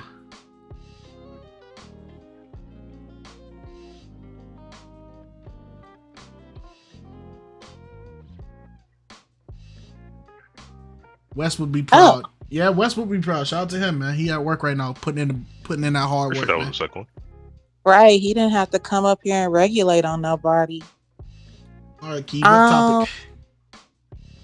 Honestly, I don't know. What do y'all want? Oh my gosh. Hold on, we're gonna do a poll. Yeah, go and do a poll real quick. I really don't know. I just don't want to be repetitive, like for the sake of like keeping it, interesting and dynamic, I guess. Both topics. Do you think people need to disclose whether they have body modifications when they get a relationship? Is getting plastic surgery akin to catfishing? Ooh.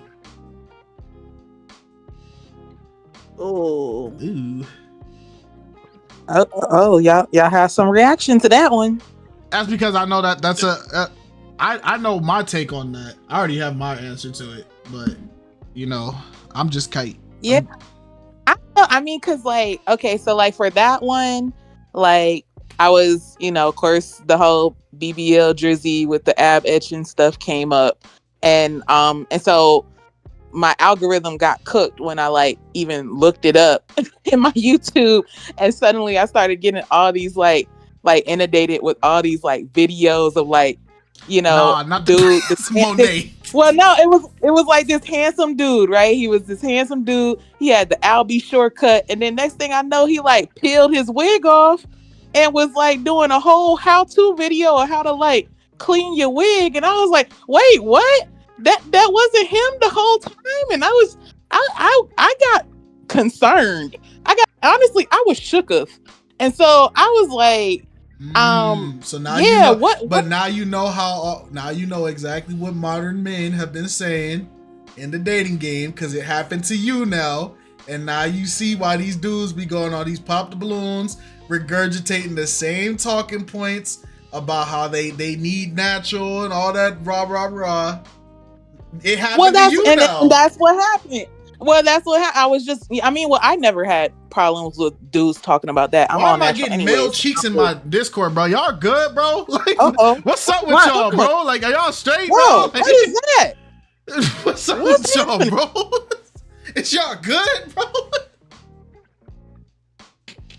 He said, I don't know who did that.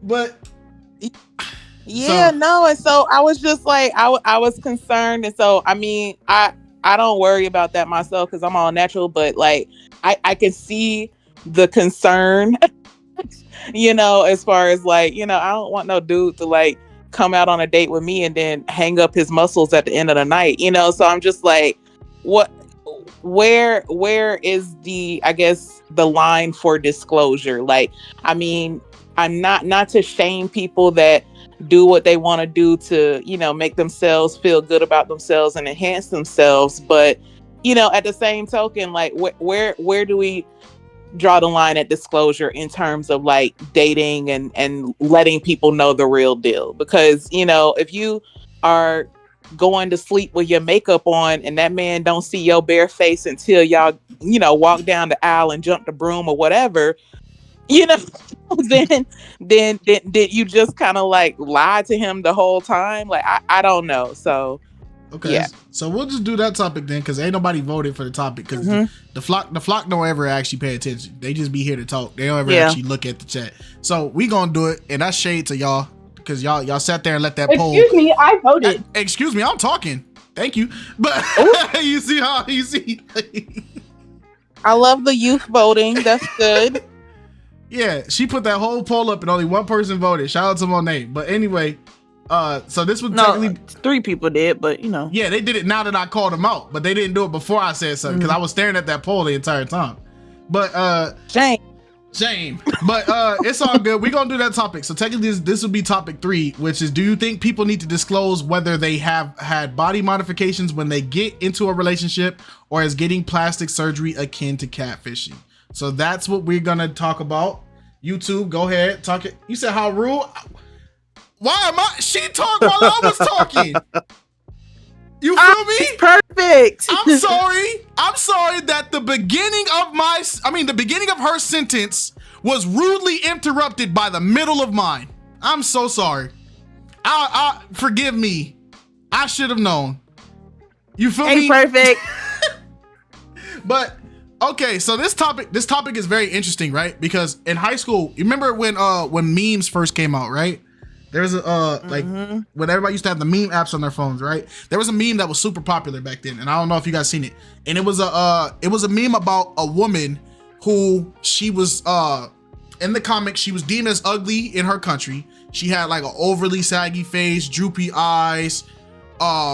She just like her face was just completely messed up and bad, right? And no guys would wanted to be attracted to her. And then the meme turns into, it shows her get the surgery. She gets all the excess skin fixed. She gets her eyes lifted, her nose fixed, everything. She gets her face completely changed to the point where she doesn't even look like herself anymore. And then she ends up running into a rich billionaire who sees her with the new face, and he marries her. And then they're happy, they're living everything. Then they have a kid. And then when the kid came out, the kid looked exactly like she did before she had the surgeries, and he was shocked. And that was the meme. And so it's like, I feel like when it comes down to like you getting cosmetic surgeries and stuff like that in a relationship, I feel like it should be disclosed, but not for the reasons that most people think. I feel like it needs to be disclosed for the health-wise reasons, right? If you go and you get body modifications, say you get Botox, say you get a BBL, say you get implants, say you guys, say you get the new Drake abs, you feel what I'm saying? I feel like you need to disclose this because there's things per se that can happen with these type of body modifications that can happen, and your partner needs to be aware that they can happen. You get what I'm saying? Because there's been many of cases, like people have said, like when it comes down to like the current trend of the BBLs, right? Everybody's getting BBLs. Some people are getting really good ones you can't tell, and some people are getting really bad ones where you can tell. But there has been a trend of people reporting that there have been certain issues coming around with the BBLs, right? Some people are reporting that like there's after a long period of time they start to smell rotting, like they're rotting. Some people, the skin is starting to deteriorate. Some people, they're starting to have health conditions coming from the procedure. You get what I'm saying? And I feel like it's important. You have to tell your partner that you've had these things, because one, if they love you and they with you, they're not gonna care. You get what I'm saying? A lot of people don't care, but they need to be aware that if something health-wise does happen, they know, okay, it's probably this. Let's go to the doctor and I can tell the doctor this. You get what I'm saying? Versus you keeping it a secret, and then they find out because it's like, yeah, man, yeah, the reason why she had this is because the chemicals in the BBL or whatever, I don't know how BBLs work, or the chemicals in the implants or the chemicals in the Botox was having a negative reaction with her, and this is why. And now you just found out, you feel me, this body's augmented. Versus if you just keep it transparent, I feel like you need to. That's just my take. Yeah, I agree. I agree with that stance. I'm not. Hold on, I'm reading Saint's comment. KiteZz, I know a girl who got veneers, her teeth white like a mug, but her gums come out her mouth like a horse. And I'm not saying that to be shady, but it's real. Her kids have the same exact gum structure. Her teeth are white and don't change nothing but cosmetically. Yeah, and that's the thing, is like your children are gonna get your genetics. Like that's the funny part, is like I saw one thing.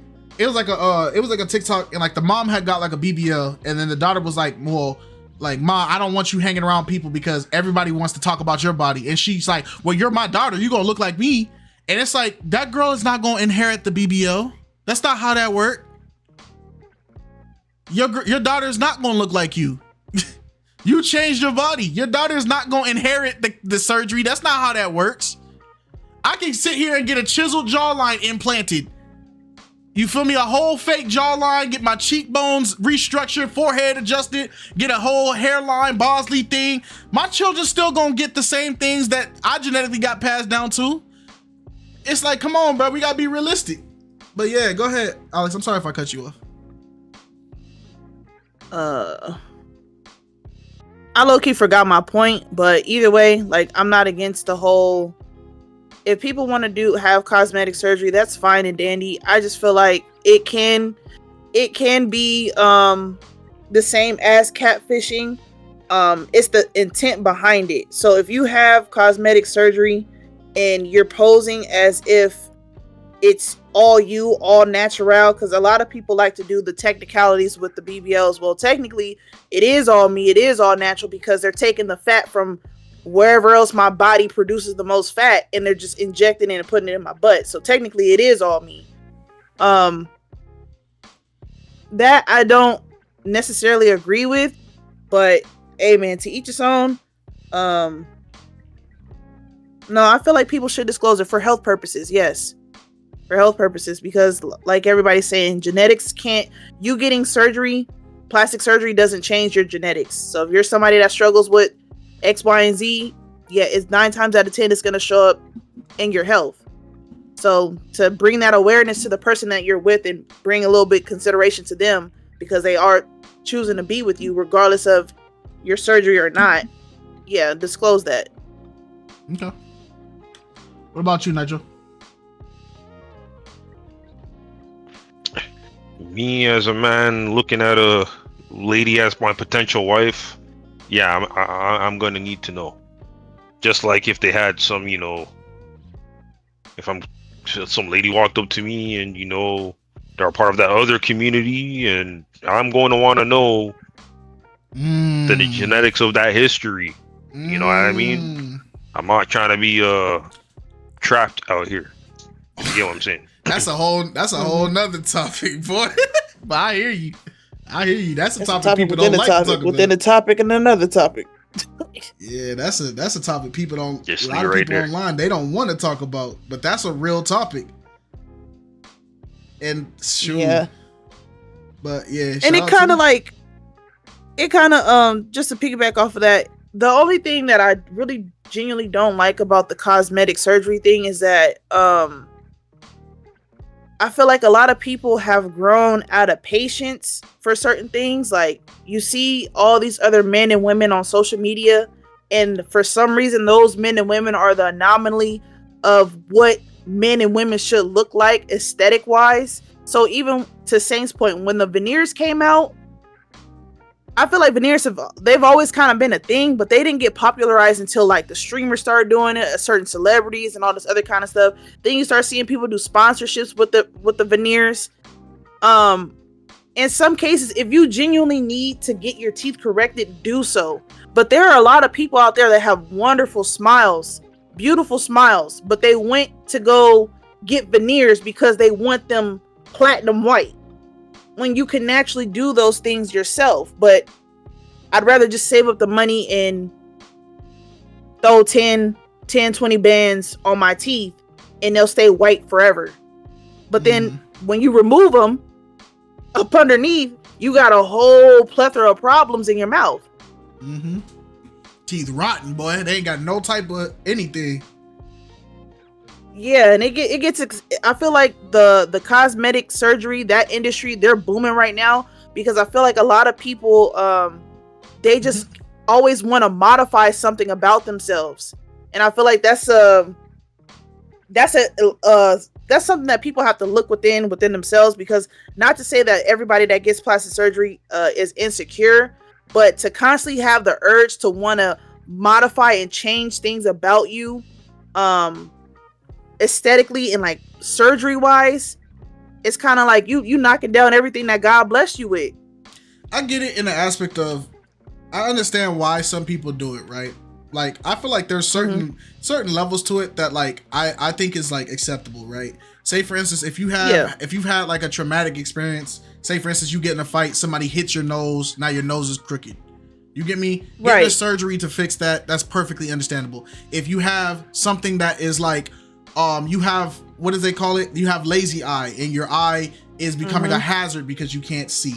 You get what I'm saying? Then go ahead and get that adjustment to your eyes. That way it's not a hazard. Say for instance, a lot of people, it's like there are some people that they get some people they get the veneers and stuff because it does actually, like, I'm not saying everybody in the case, but I'm saying there are people that get the facial surgeries and stuff like that because it does actually impact their life, right? And that's like, it's a small demographic of people, but I feel like because we not saying anybody in here did that, but because it's so like, oh, you changed something about yourself or whatever, like, oh yeah, like I get it.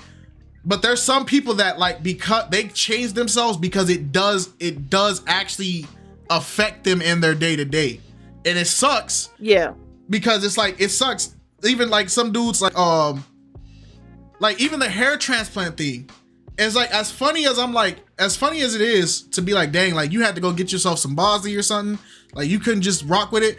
It's like, bro, a lot of people don't get in the door to a lot of businesses, a lot of jobs, a lot of opportunities because of how they look. And the thing is, it's like people take it as like, oh, this guy, he can't grow hair in the front.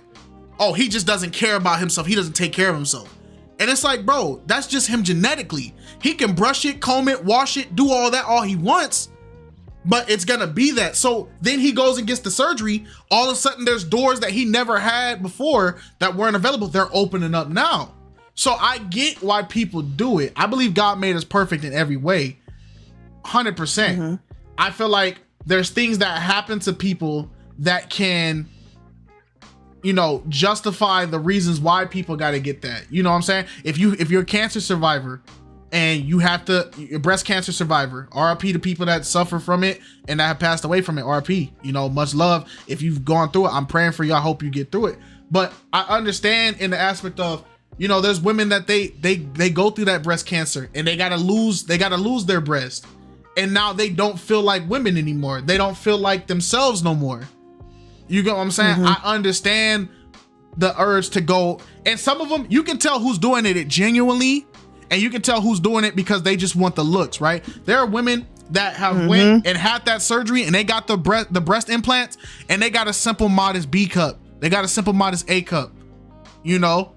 And it's like, they just want to look like they looked before. But then there's some, well, it's like, well, since I'm going to get them, I might as well go ham. And they get the outrageous clickbaity type of bodies. It's like, you get me? So it's like, I understand it. And so it's like, I agree with you, Alex. I also understand that there are exceptions of people that they have to get it, you know? Yeah. But yeah, let's hear how everybody else feel. Smiley, go ahead.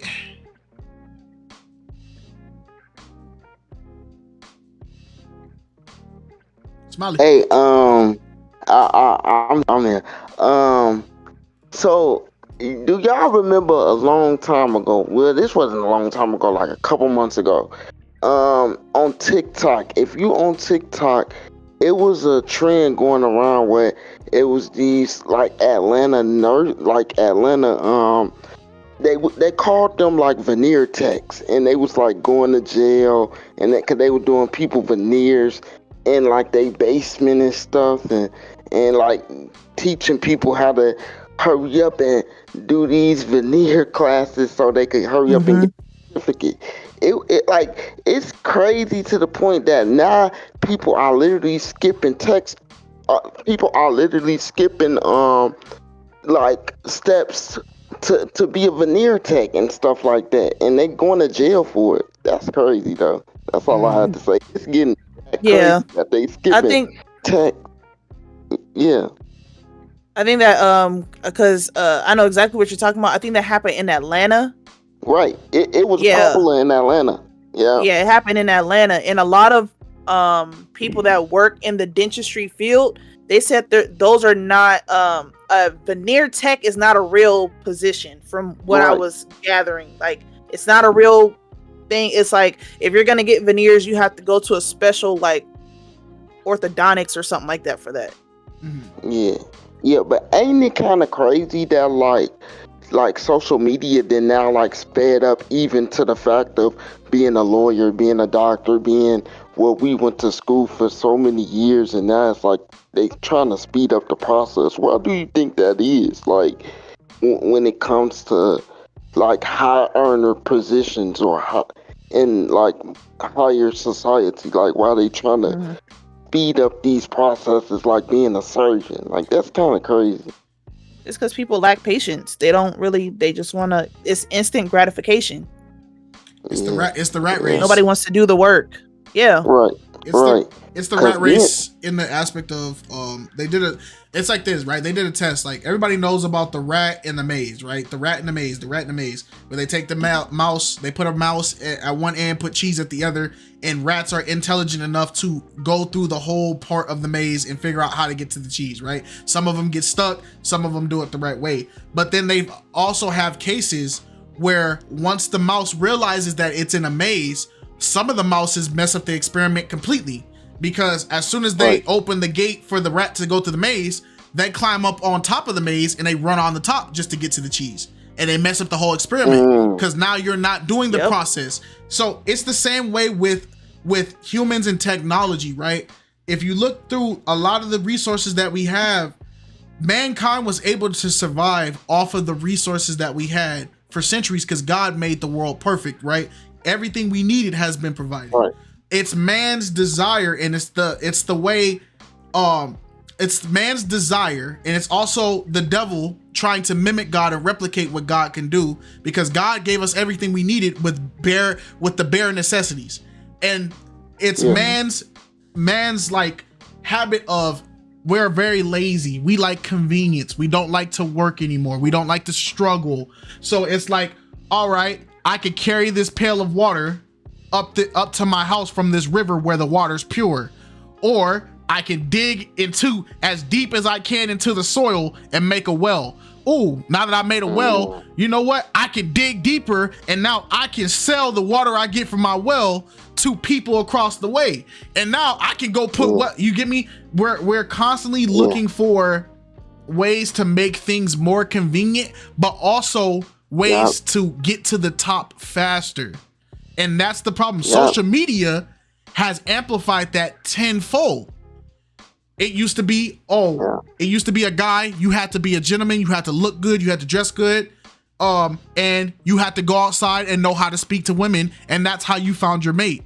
But now you can dress good, look good, do whatever, you can Photoshop, doctor it up, and now you can put yourself on a dating site and advertise yourself to thousands of women. And just like, whatever one bite, that's the one I'm going to take, but I'm going to choose now. Versus now, but then when they get in person, a lot of these dates don't work because nobody has any social skills anymore.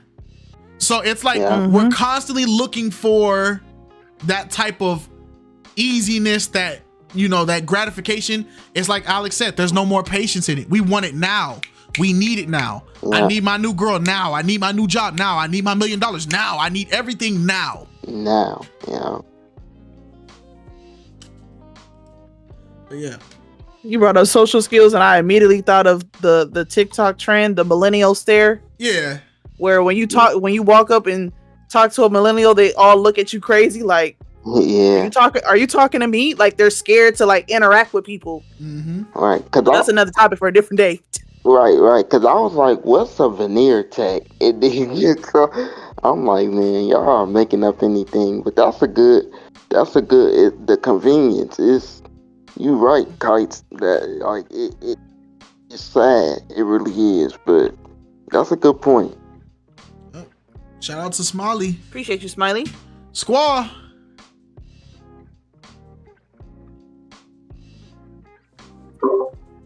I was about to start snoring. I'm just playing, y'all. I enjoyed the conversation. I enjoyed it.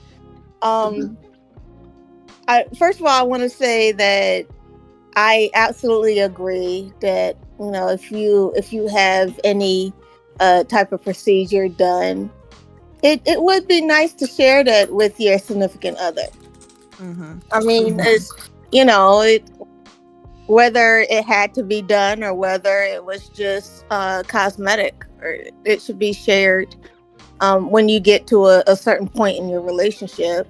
Not saying you go on pop the balloon and say, hey, I had a breast augmentation and all the balloons pop. But yeah, once you get to a certain point in your relationship, that's a definite.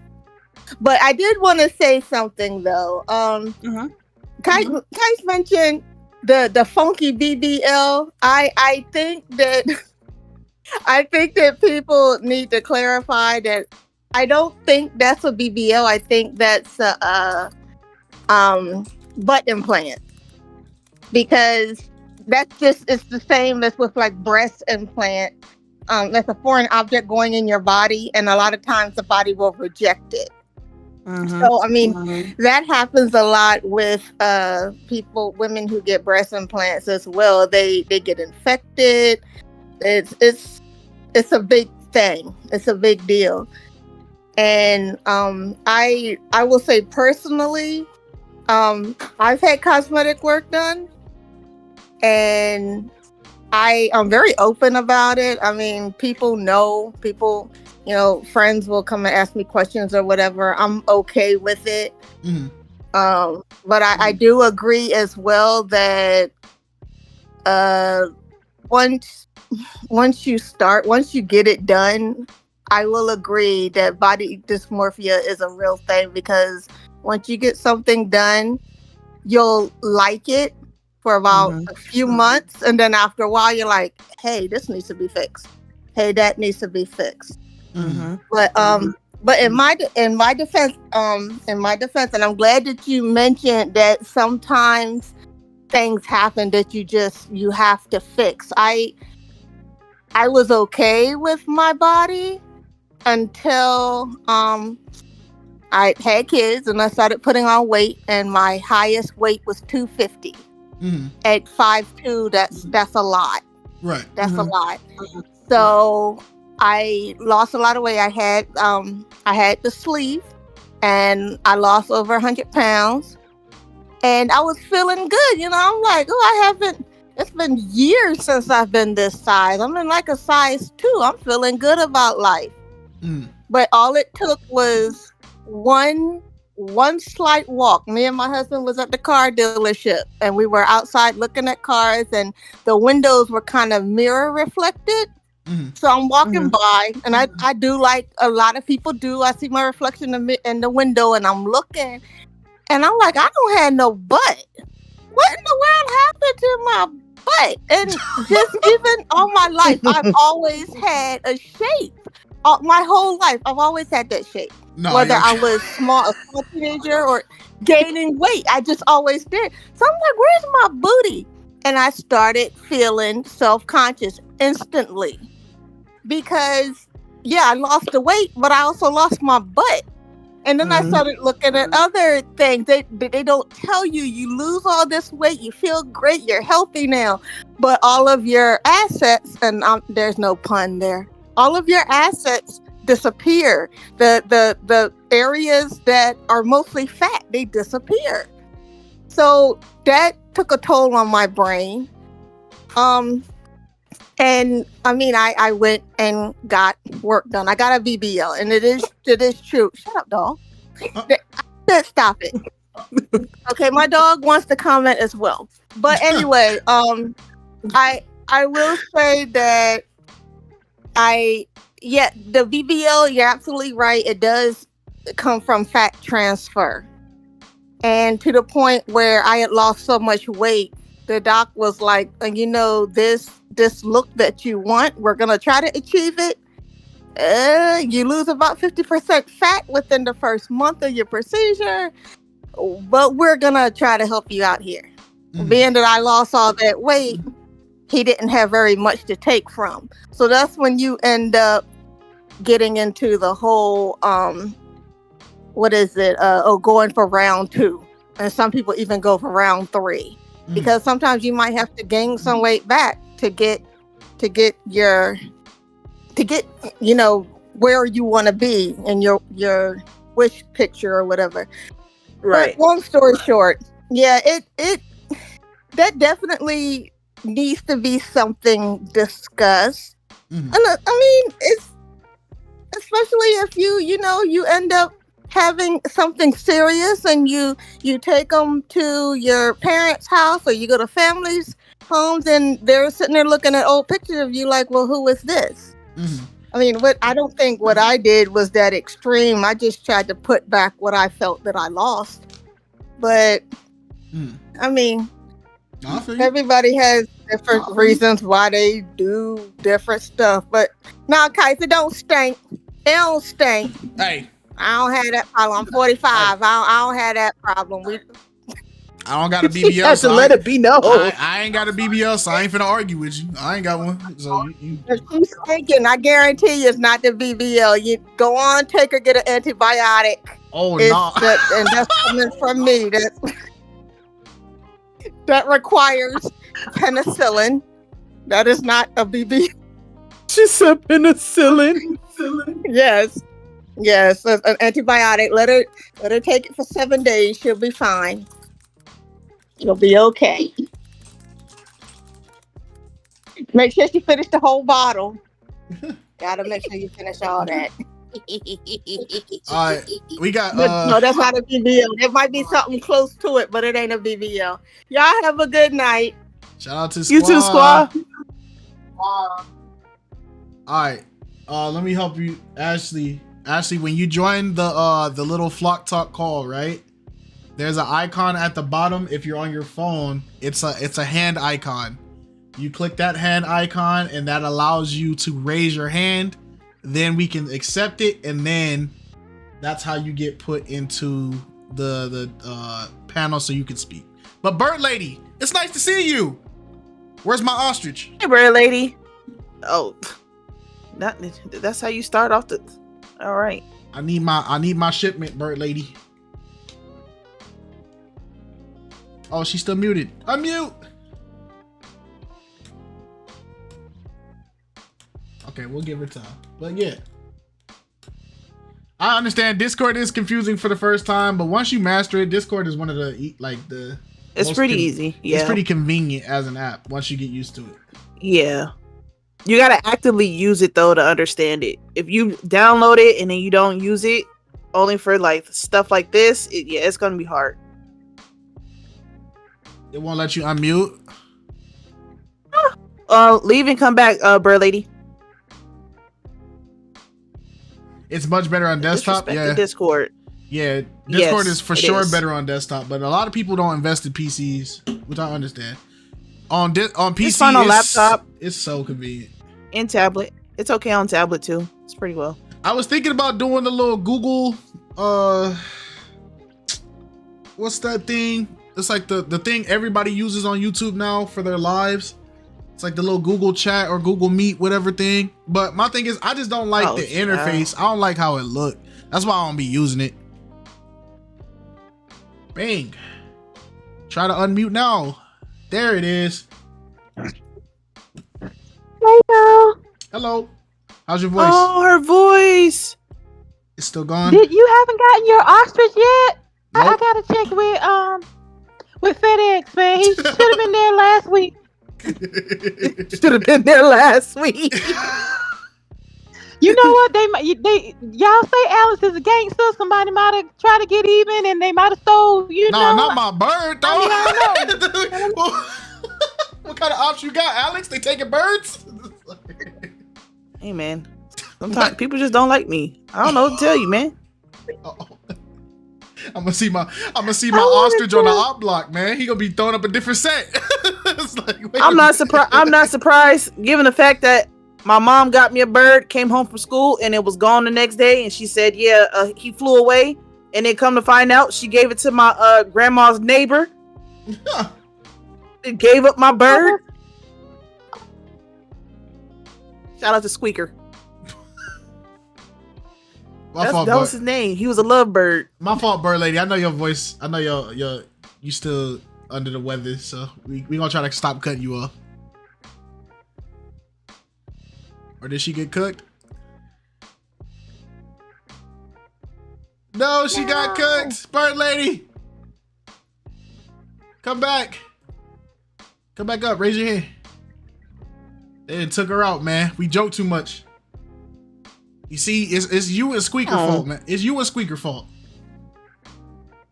Squeaker not even here. He probably, you know, the crazy part, birds live long. He probably still alive too. Child, I got that bird in like 2004. Birds can live. They can live long. Bird lady. Oh, she's switching to her Mac. Okay. Ashley, did you figure out Discord? Cool. You figure out Discord, or you still cooked, ma'am?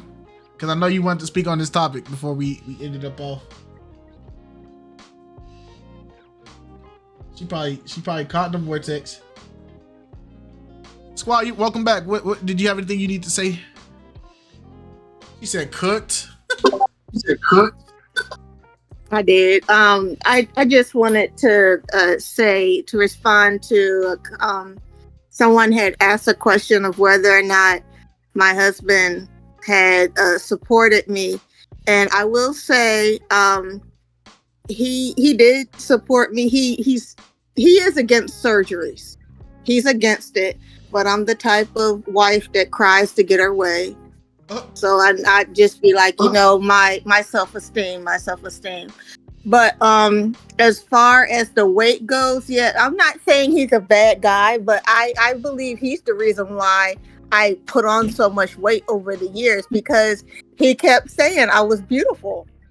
I'm like, am I getting fat? No, dear, you look fine. You know, I love me some curves and stuff like that. And it wasn't until I saw myself in a group picture and I had on a lime green dress.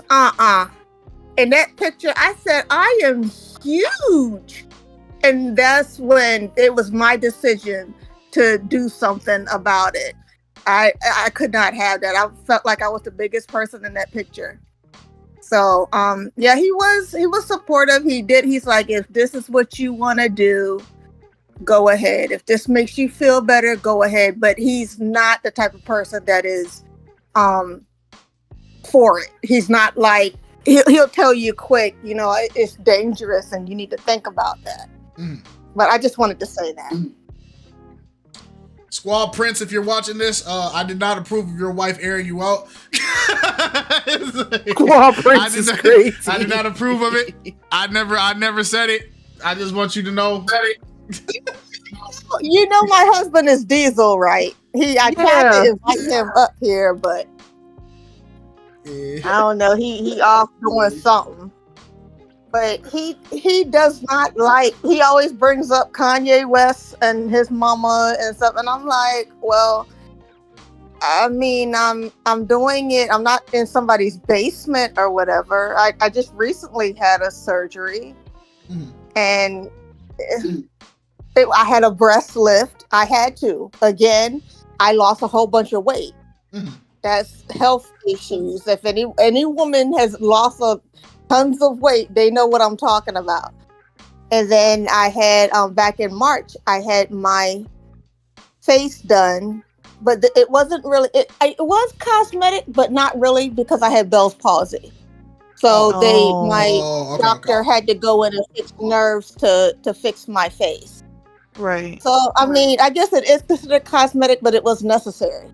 Yes, it was. I mean, he's like going under the knife again or whatever, but he's supportive in his way, to know that, you know, he's like, dear, if you need anything, I'm there for you.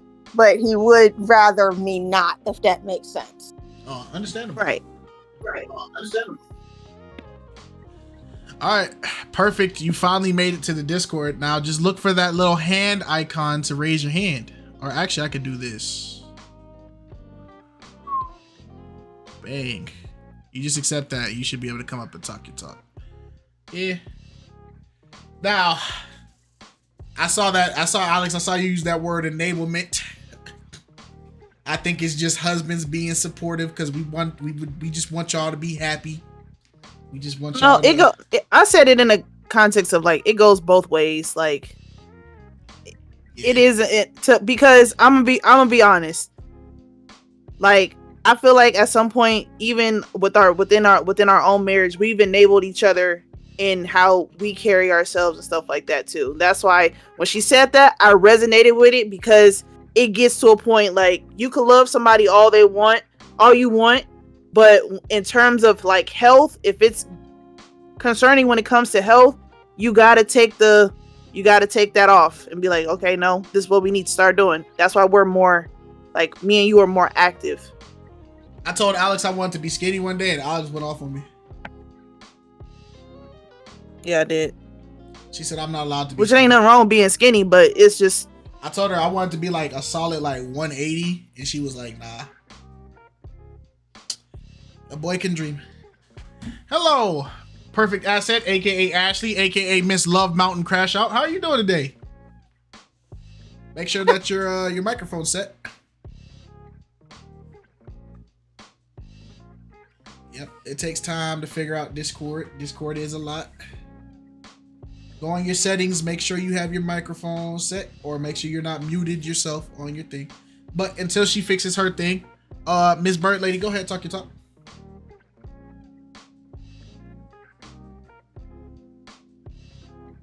Yeah, she was on Love Mountain. Now, don't you all speak at the same time now.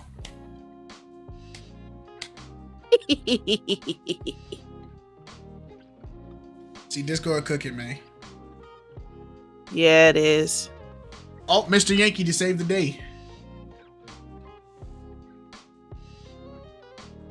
Oh, let's see. We're still on the cosmetic topic, right? Yeah, we're still on the cosmetic topic. Mr. Yankee! Okay.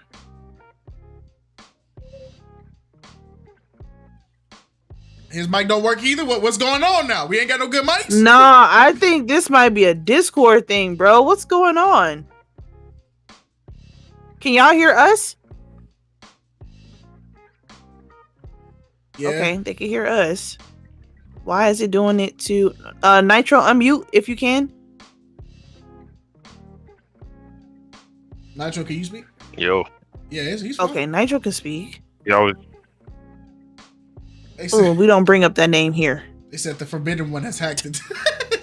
Yeah, if we don't talk about him. Hold on, I'm gonna move you guys. I'm gonna disconnect you guys. You guys just join back. What is happening? They said, nah, bro, we don't talk about Judas. Discord better get it together. We boost too much a month to even have this feature, to have this happen. Shoot. Hey, man, Discord getting cooked, man. Well, Ashley said I had fillers and Botox. Understandable. Yeah, man. You know who we didn't hear from today? The king of the flock, man. He hasn't said nothing this entire time, man. Are we not worthy? Miles, what's going on with you? Are we not worthy enough for his words? Are we not worthy enough for his decree? Well, I want to give people the grace, but I also don't want to, if I don't want to drag it on. If we not saying nothing, then it is what it is. I think Flock Talk has hit a reasonable 2 hours. I understand people want to speak, but it sound like people's mics is getting cooked. I don't want to hear nothing that starts with a but Christ. Berkeley is so crazy.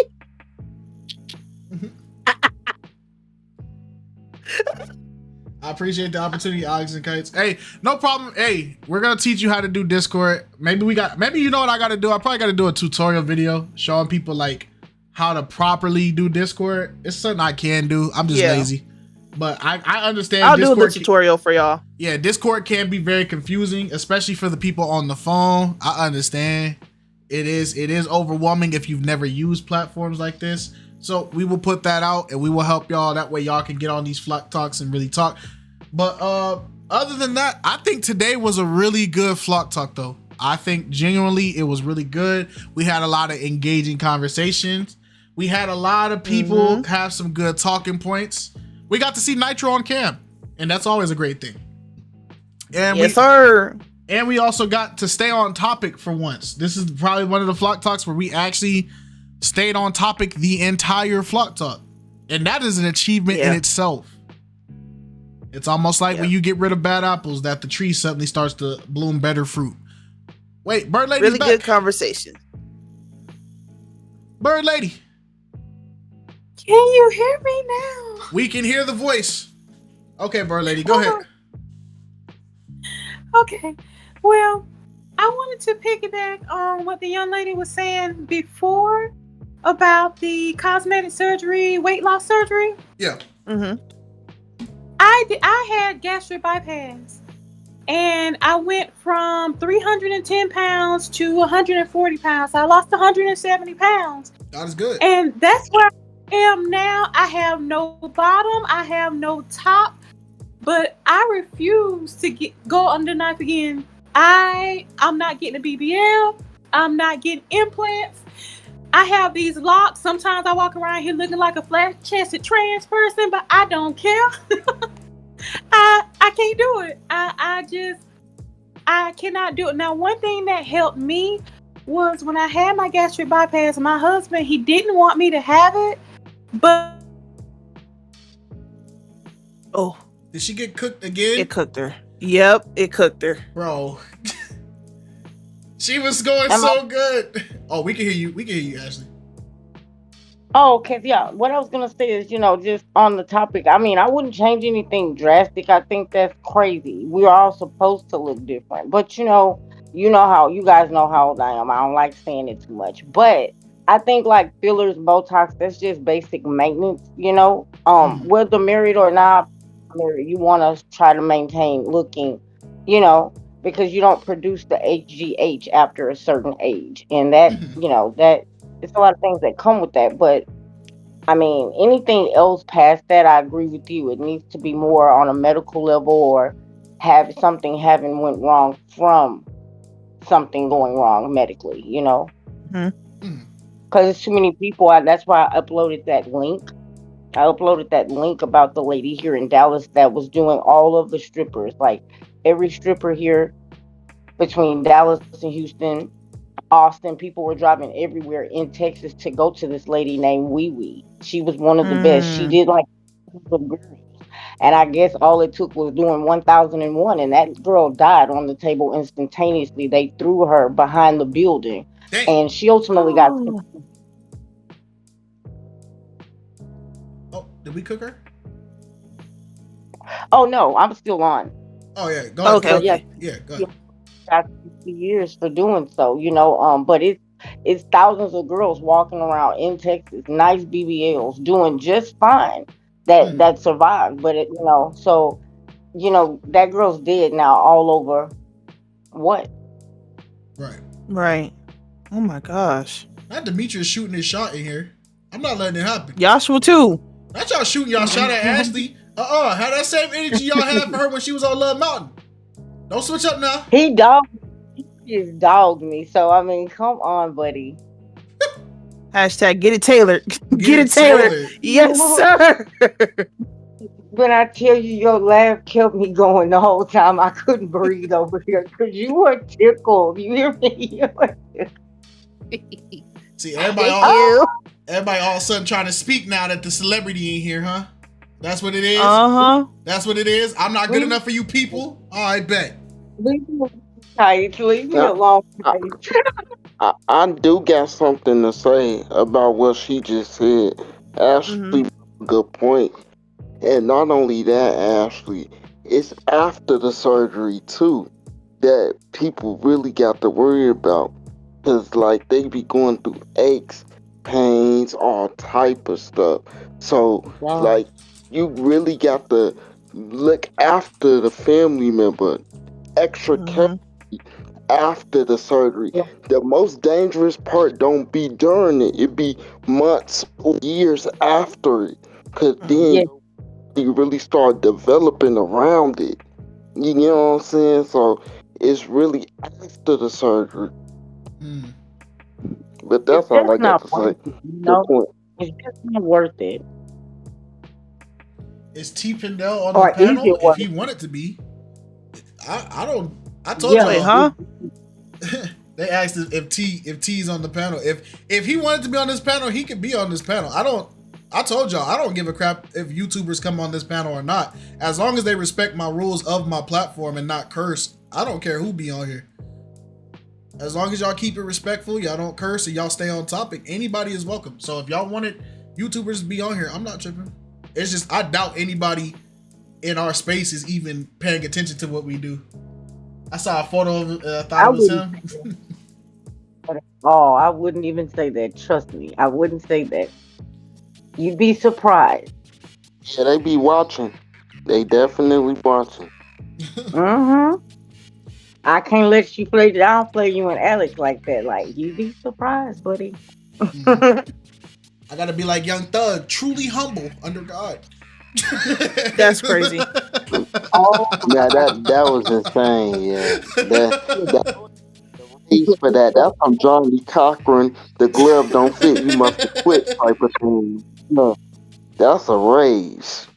Nah, I enjoy where we're at right now on the platform, because even right now, like the fact that we can have a community, like just do these flock talks, it's really fun. I enjoy doing flock talks and stuff. I also do enjoy game nights. I just wish more people would have PCs so we can do community game nights a little bit more, but y'all don't want to do it, so it's fine though. But let's get back to the topic though. Ashley, go ahead, finish what you were saying about the cosmetics. no, I told a lot of people about you guys. Like, I love this married couple that does reactions to various things. Like, they're Christian and they stand on, their principle, but they still know how to have fun within it all. So it's not uptight. It's still a very inviting and relaxing environment. But I love the Christian dynamic. Aw. Thank you. If only all the other people reacted to came that way. That's crazy, man. Yeah. I be getting cussed out in these DMs, boy.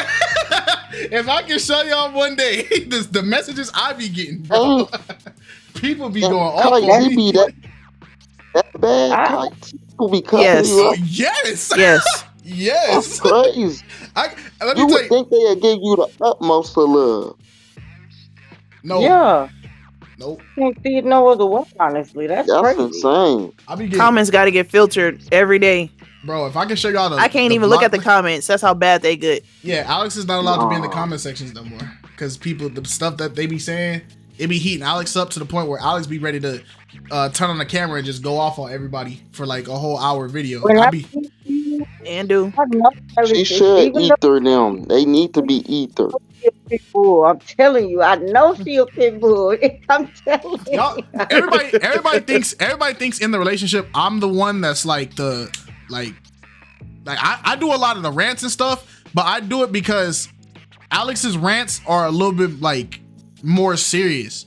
Like I can rant on cue and I can rant off cue, right? But Alex, when she get worked up, all the 2G1A can know, when Alex get worked up, she stay on 10. There's no like she's gonna give you 6 here, 7 there, 5 here. Like if Alex if Alex gets to a point where she's ranting in a video, y'all notice as soon as she starts ranting, I stop talking, because it's like it's different. It's different when she's saying something. Yeah. I just be having to cut her off, because like Alex, she where she from. You feel what I'm saying? And sometimes I be having to remind her like, hey family, we on the internet. We not outside. Yeah. We on the internet. Keep it cute. Like, you know what I'm saying? Like, Because I remember when I figured it out, because she seems so sweet and I love it. I do. It was the video you guys showed, the snippet of the girlfriend.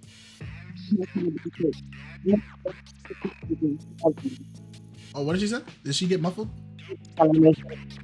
Okay, can you guys hear me now? Yeah, I can hear you. We can.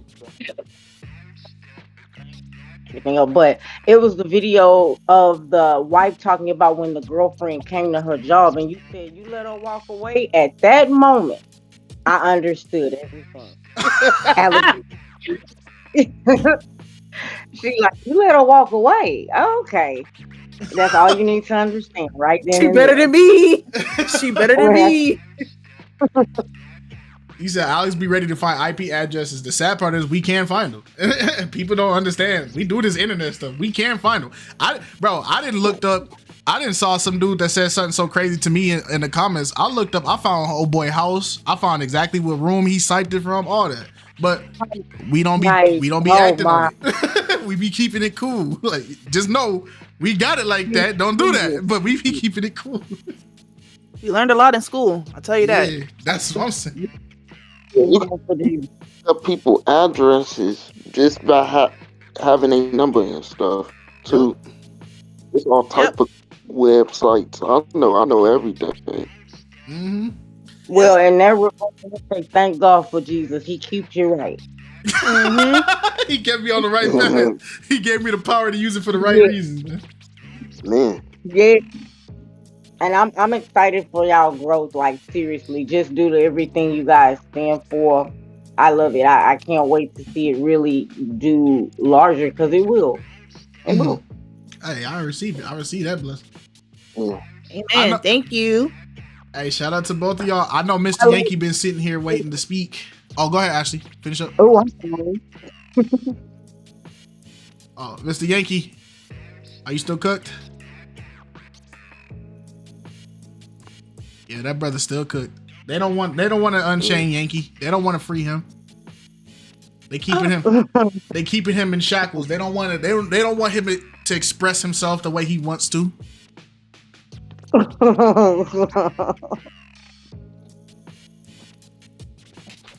But I do think Squaw's appreciate. the last one. Yeah, go ahead, Squaw. I'm gonna start moving everybody down. Shout out to y'all. Squaw, finish it up.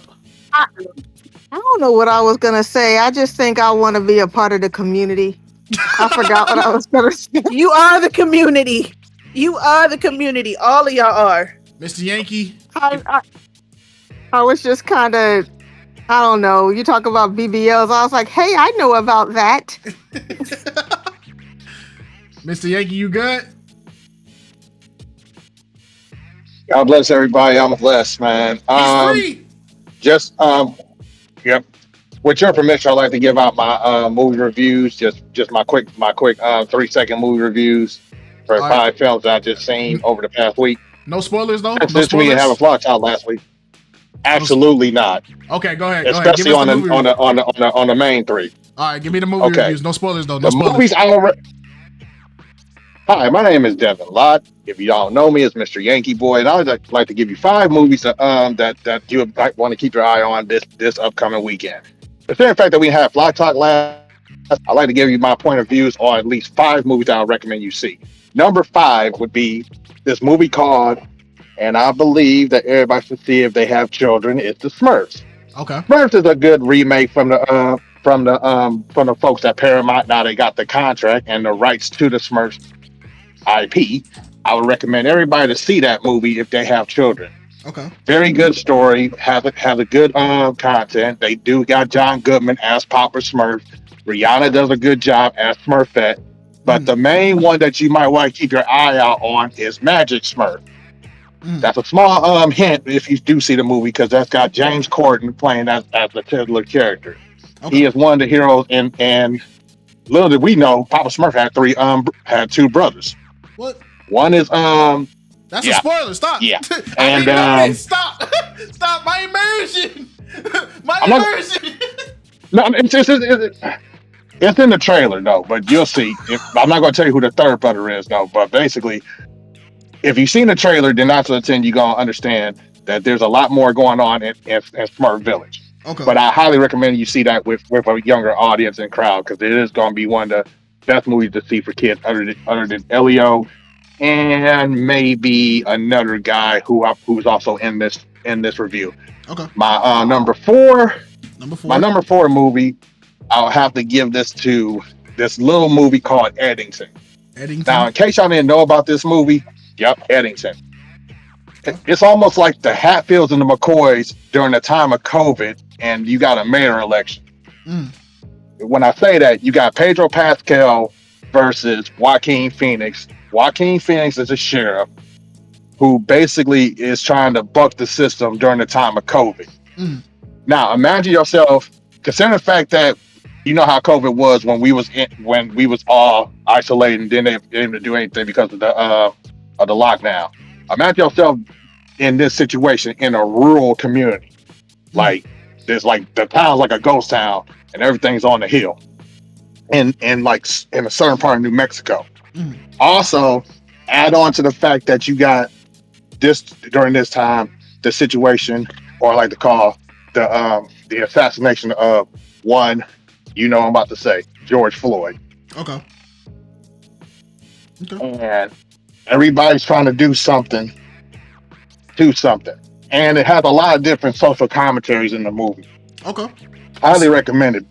What's number Highly three? recommended because it goes so many levels. Number 3, of course, I would have to give it to, let's see. Number 3, I have to give it to this movie that's about to come out really, really soon, and that is, if it hasn't dropped yet, I'll have to give it to this movie that we all seen that came out in 1997, which is a sequel, requel, legacy sequel, whatever you want to call it. I know what you did last summer, 2025. Know what you did last summer, 2025 catches up with our characters, Julie James, and Ray. Okay. Now, during this time period of this past 12 to 20, well, actually 24 years, over 25 years since the Hook Man has done his slaying. But we have an entirely new cast of characters that's going through the same thing, and it's becoming a copycat. And basically, we're trying to figure out who's the villain and stuff like that. Okay. I'm not going to give out a spoiler, but I am going to give you a caveat. And what I mean by a caveat is this: one, there's going to be something that happened in 97 that we all asked for, but didn't happen because that could have been a red herring.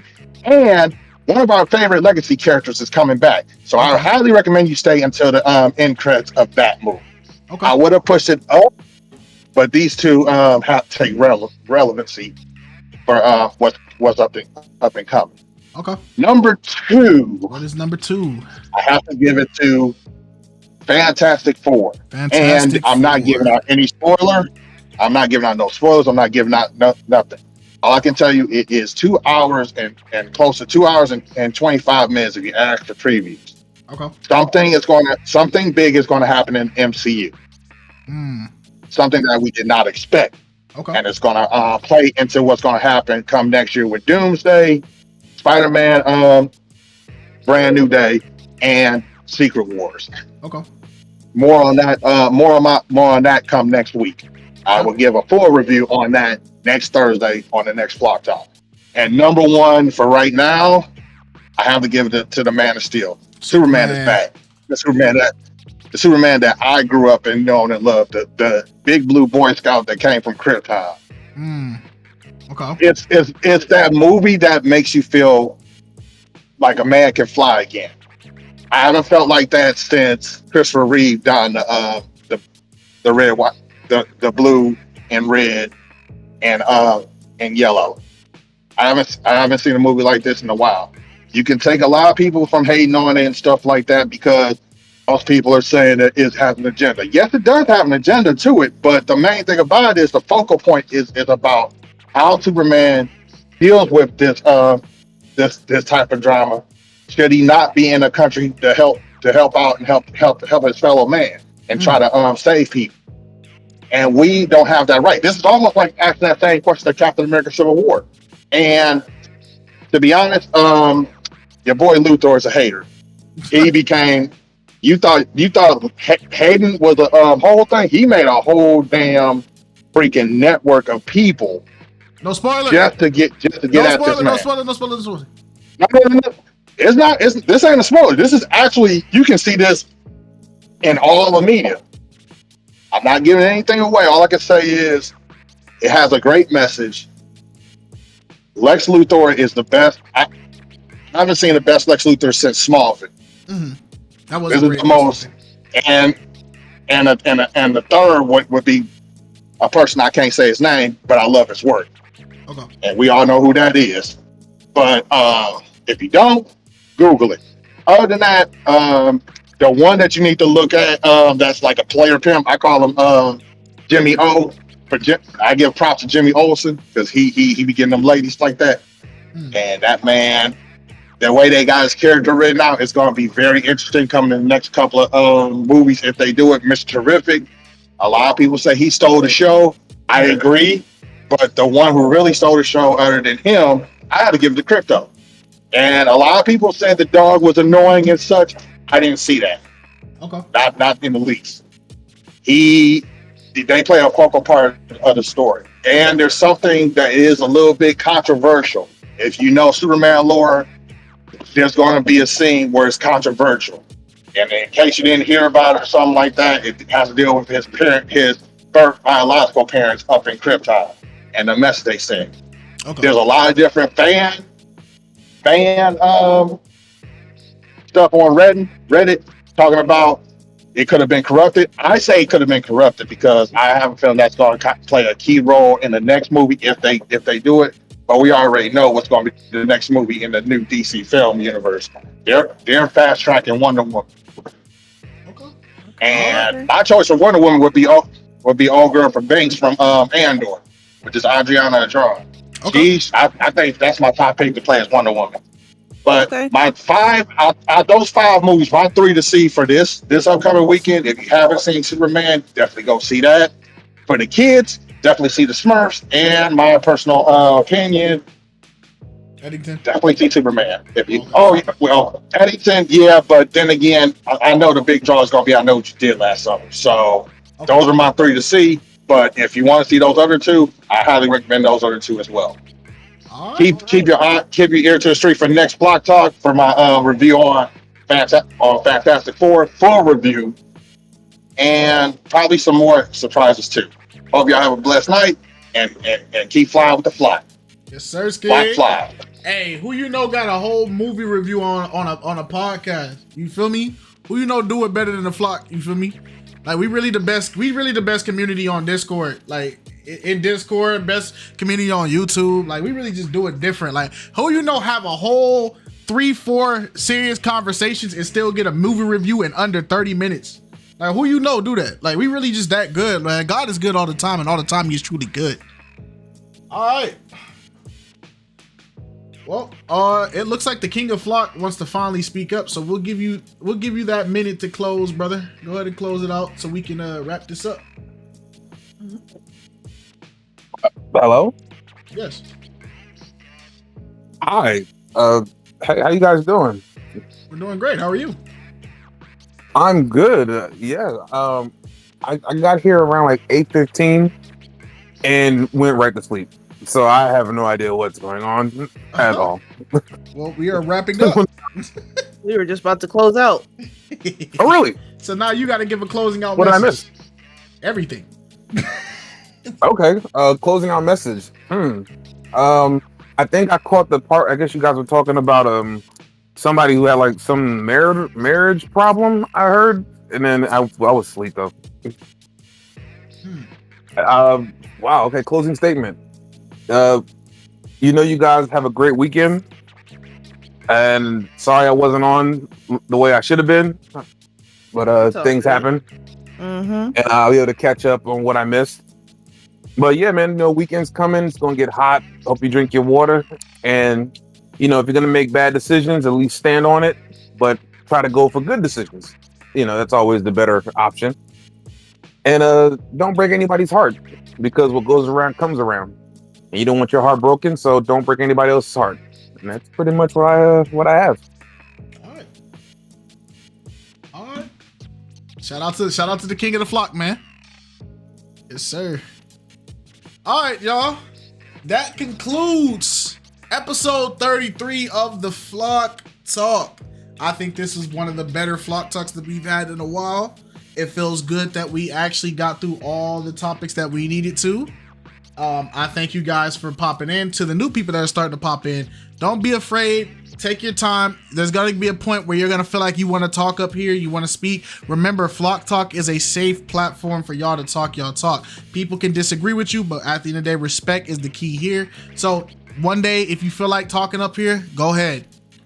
Do your thing. Shout out to everybody. Happy birthday to everybody whose birthday was this week, whether it was today, yesterday, the week before. Shout out to everybody's birthdays, man. We love y'all. Hey, shout out to everybody. Y'all be safe. If you guys are not done talking to each other, remember that you guys can use the Discord any way you guys need to. Just be respectful. If you guys have YouTube channels and stuff. Go ahead, plug y'all stuff so people can watch y'all stuff and support y'all content. Don't forget to go watch our GTA Pop the Balloon. Support that so we can make more content for you guys. That way we can keep it going. We love y'all. My lovely wife, is there anything else you would like to say?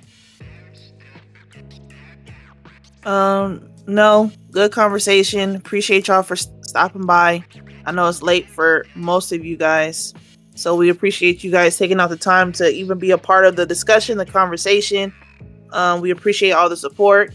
Thank you to all the mods and the YouTube chat and in Discord. Appreciate y'all, and yeah, y'all have a good night. All right. With that being said, we love y'all. Be safe. Treat people right. Do right to each other. Do right by each other. And you know what? Hey, here's my challenge for y'all this week, man. If you see an opportunity to bless somebody who is in an unfortunate situation, whether it be giving somebody $1, giving somebody a water bottle, you feel me? Be a cheerful giver this week. God loves a cheerful giver. So if you can bless somebody in any type of way, don't do it out of necessity, but just put it in your heart to be generous in all things that you do. Bless somebody who's unfortunate in an unfortunate situation right now. You don't know who it is, you don't know why, but if you see that opportunity, do it and do the Lord's work. Give that charity. All right, we love y'all. And peace. Oh, go ahead. I was gonna just add, don't brag and boast about the blessings that you give. Yep. But yeah. Yep. God loves. I don't think they heard you in the back. Do not brag and boast about the things you give. Do not give for attention. Give because you're doing the right thing. Mm-hmm. All right. We love y'all. Shoot, I'll say the Lord's Prayer on my way out. Our Father, which art in heaven, hallowed be thy name. Thy kingdom come, thy will be done on earth as it is in heaven. Give us this day our daily bread. Forgive us of our debts as we forgive our debtors. And lead us not into temptation, but deliver us from all evil. For thine is the kingdom, thy power and glory, forever and ever, we pray. Amen. All right, y'all. Man. Have a great night. Safety.